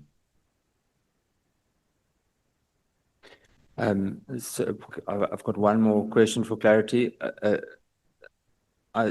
You said a lot of things now. My question remains, if you're not running away, why don't you just go to the disciplinary? You answered everything except my question. I was still on sick leave. Okay, but you're not on sick leave anymore. Why don't you just go and face it? They are not paying me. I'll go the day they pay me. But then sorry, but that's not constructive. That's not how it works for any police member. How it's work? Because they are paying me even when I'm on leave, when I'm on sick. The moment I book on sick, it means I'm back at work. The moment I made that entry on the OP, it means I'm at work. Chair, I'm not going to debate it. All right, thank you. The point is we need to be constructive. Thank you, Chair. Thank you, Honorable Ma'am. Honorable Skosana. Thank you, Chair. I just wanted to make clarity because Honorable Saul said that he's the first person who ever gave us evidence. Let's put that matter into perspective. what we have here is an information which we are given by Mr. Mlotshwa, like anybody else. We are still going to test the veracity of everything which we were given. Maybe, hence I was saying earlier, when I was having Mr. Mlotshwa, that there's evidence as well, which I was reading here. And as I'm saying, all this information which we are given here is not yet an evidence which we can say we are going to judge people on that. We are having an information, we're still going to deliberate all this information we were given by every witness who came before us. So I think it would be misleading to say, because we have this, no one has ever give us this. Thank you, Chair. Let's not debate. No, it's the not matter. debate, Chair, but I've got to also state for the record the clarity on what Honorable Skosana is saying I've made, because that's my name. So we must be very clear, number one. That is what I was saying to Honorable Skosana, that what he's doing now, Yes. he is debating the matter. I was not preempting what you were going to say. My apologies, Chairperson. Will you allow me? No, I must allow you. Thank you, Chairperson. Honorable Skosana, verbatim I said he is one of the only ones that brought evidence. And when I speak of evidence, I mean, when he says a man was kidnapped, you can go on record, we will see there's evidence the man was kidnapped. When he says he opened a case in February 2025, there is a case number for February 2025. There's evidence. You can go to that record. When he says it was withdrawn, it's evidence. You can go back. It's evidence there that the NPA has withdrawn the case. So that's what I mean by evidence. And also, I did not say that a decision is made. I very clearly said all of this must be tested. That's what I said. But we have physical substantiation for every claim that was made. That's the point. Thank you, Chair. I think he made it clear whilst we are writing. Hence, I said there was evidence given by BMA. If that's evidence, I have evidence which were given by the police in KZN, Watuza. But I can't say that, therefore, this is the truth, this is Alpha and Omega. No. Thank you, Chair. Hence, even the witness said it was fabricated, he done that under duress.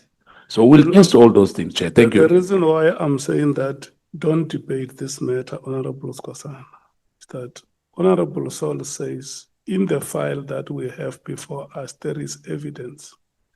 He is not making a judgment on that evidence to say this is admissible or inadmissible evidence. He says, we have gone through the file.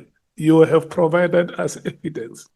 And you are also right. Any other witness who would have come before us, they provide evidence. Whether that evidence is admissible or inadmissible is not what Honorable Sols is saying. He says, Mr. Mlotshwa, you have given us evidence. Can we leave it at that? Let's leave it at that, Chair, because even in your own meetings, as the committee, when the evidence leaders, remember we have agreed that are going to present what we call an overview of evidence presented by the witnesses. That is where each one of you will have a take and say, we have received this evidence, we have studied it, this is my take on it. But if you want to start debating it now, we may create a very wrong impression to the public that it's like we are conflicted.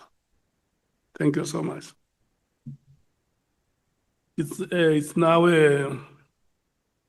13:35. Mr. Mlotshwa, we have come to the end of our interaction. Let me check with Advocate Mkhize if you have. Thank you, Chair. I have no further questions. Thank you. so much. Mr. Mlocha, what is your parting shot? Sorry, Chair? What is your parting shot? No, don't have anything to say. Okay. Thank you so much for making yourself available to come and share what you have with us. And I also want to thank you for staying until this moment when the chairperson has to release you from your oath. You are now released. You are no longer under oath. You can walk freely around Thank you, sir. This the was I premises taking? of Parliament. Thank you. We have come to the end of our engagements with you. Thank you, Chair. Yeah, we are going to take a break, honorable members, and come back at 10 minutes past 2.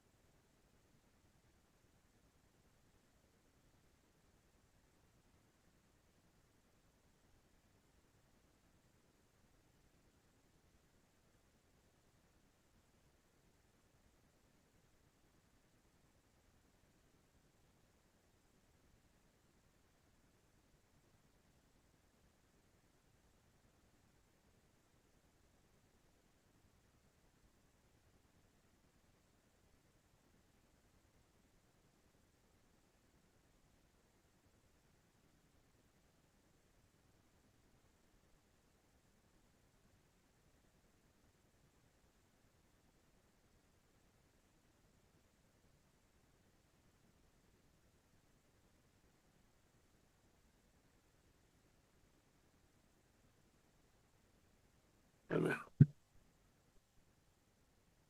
Thank you so much.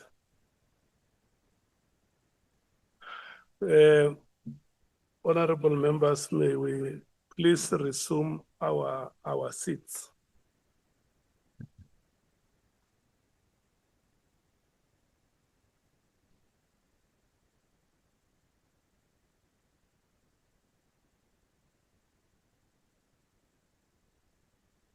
I can't hear you. You are very far from where I am.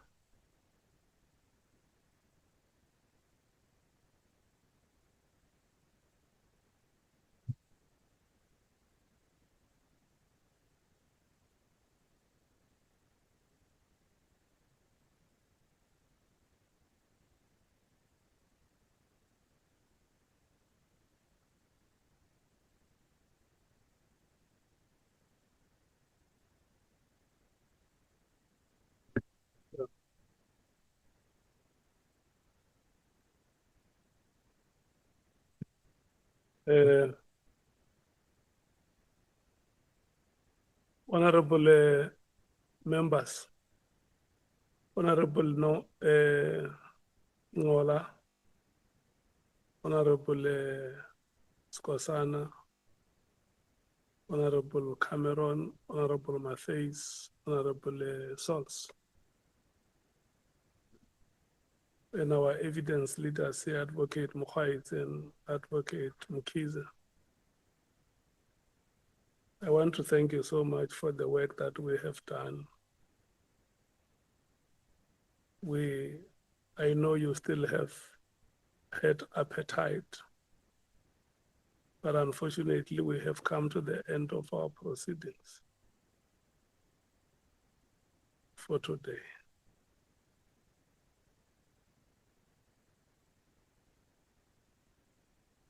And I must release you now. It's a Friday. You members of parliament have been paid today. If there is anybody who depends on you, must know that today you have been paid. When you are a leader, you must be transparent.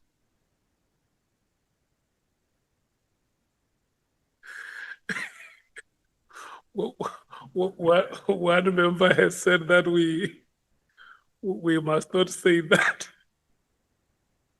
because people think that you are volunteering.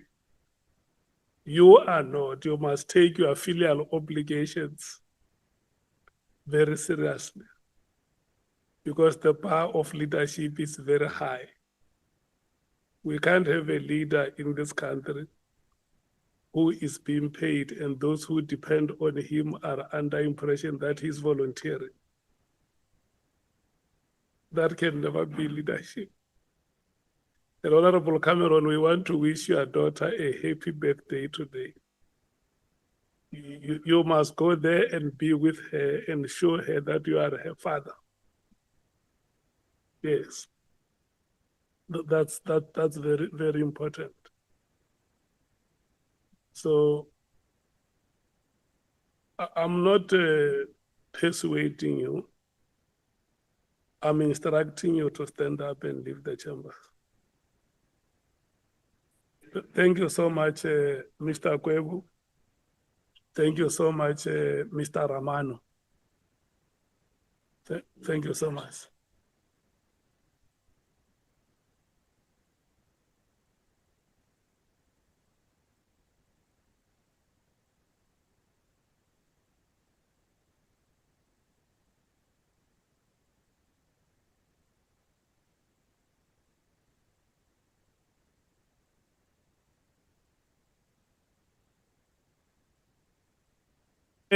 Honorable members, remember General Masamula is coming here next week, Monday and Tuesday, 10 o'clock.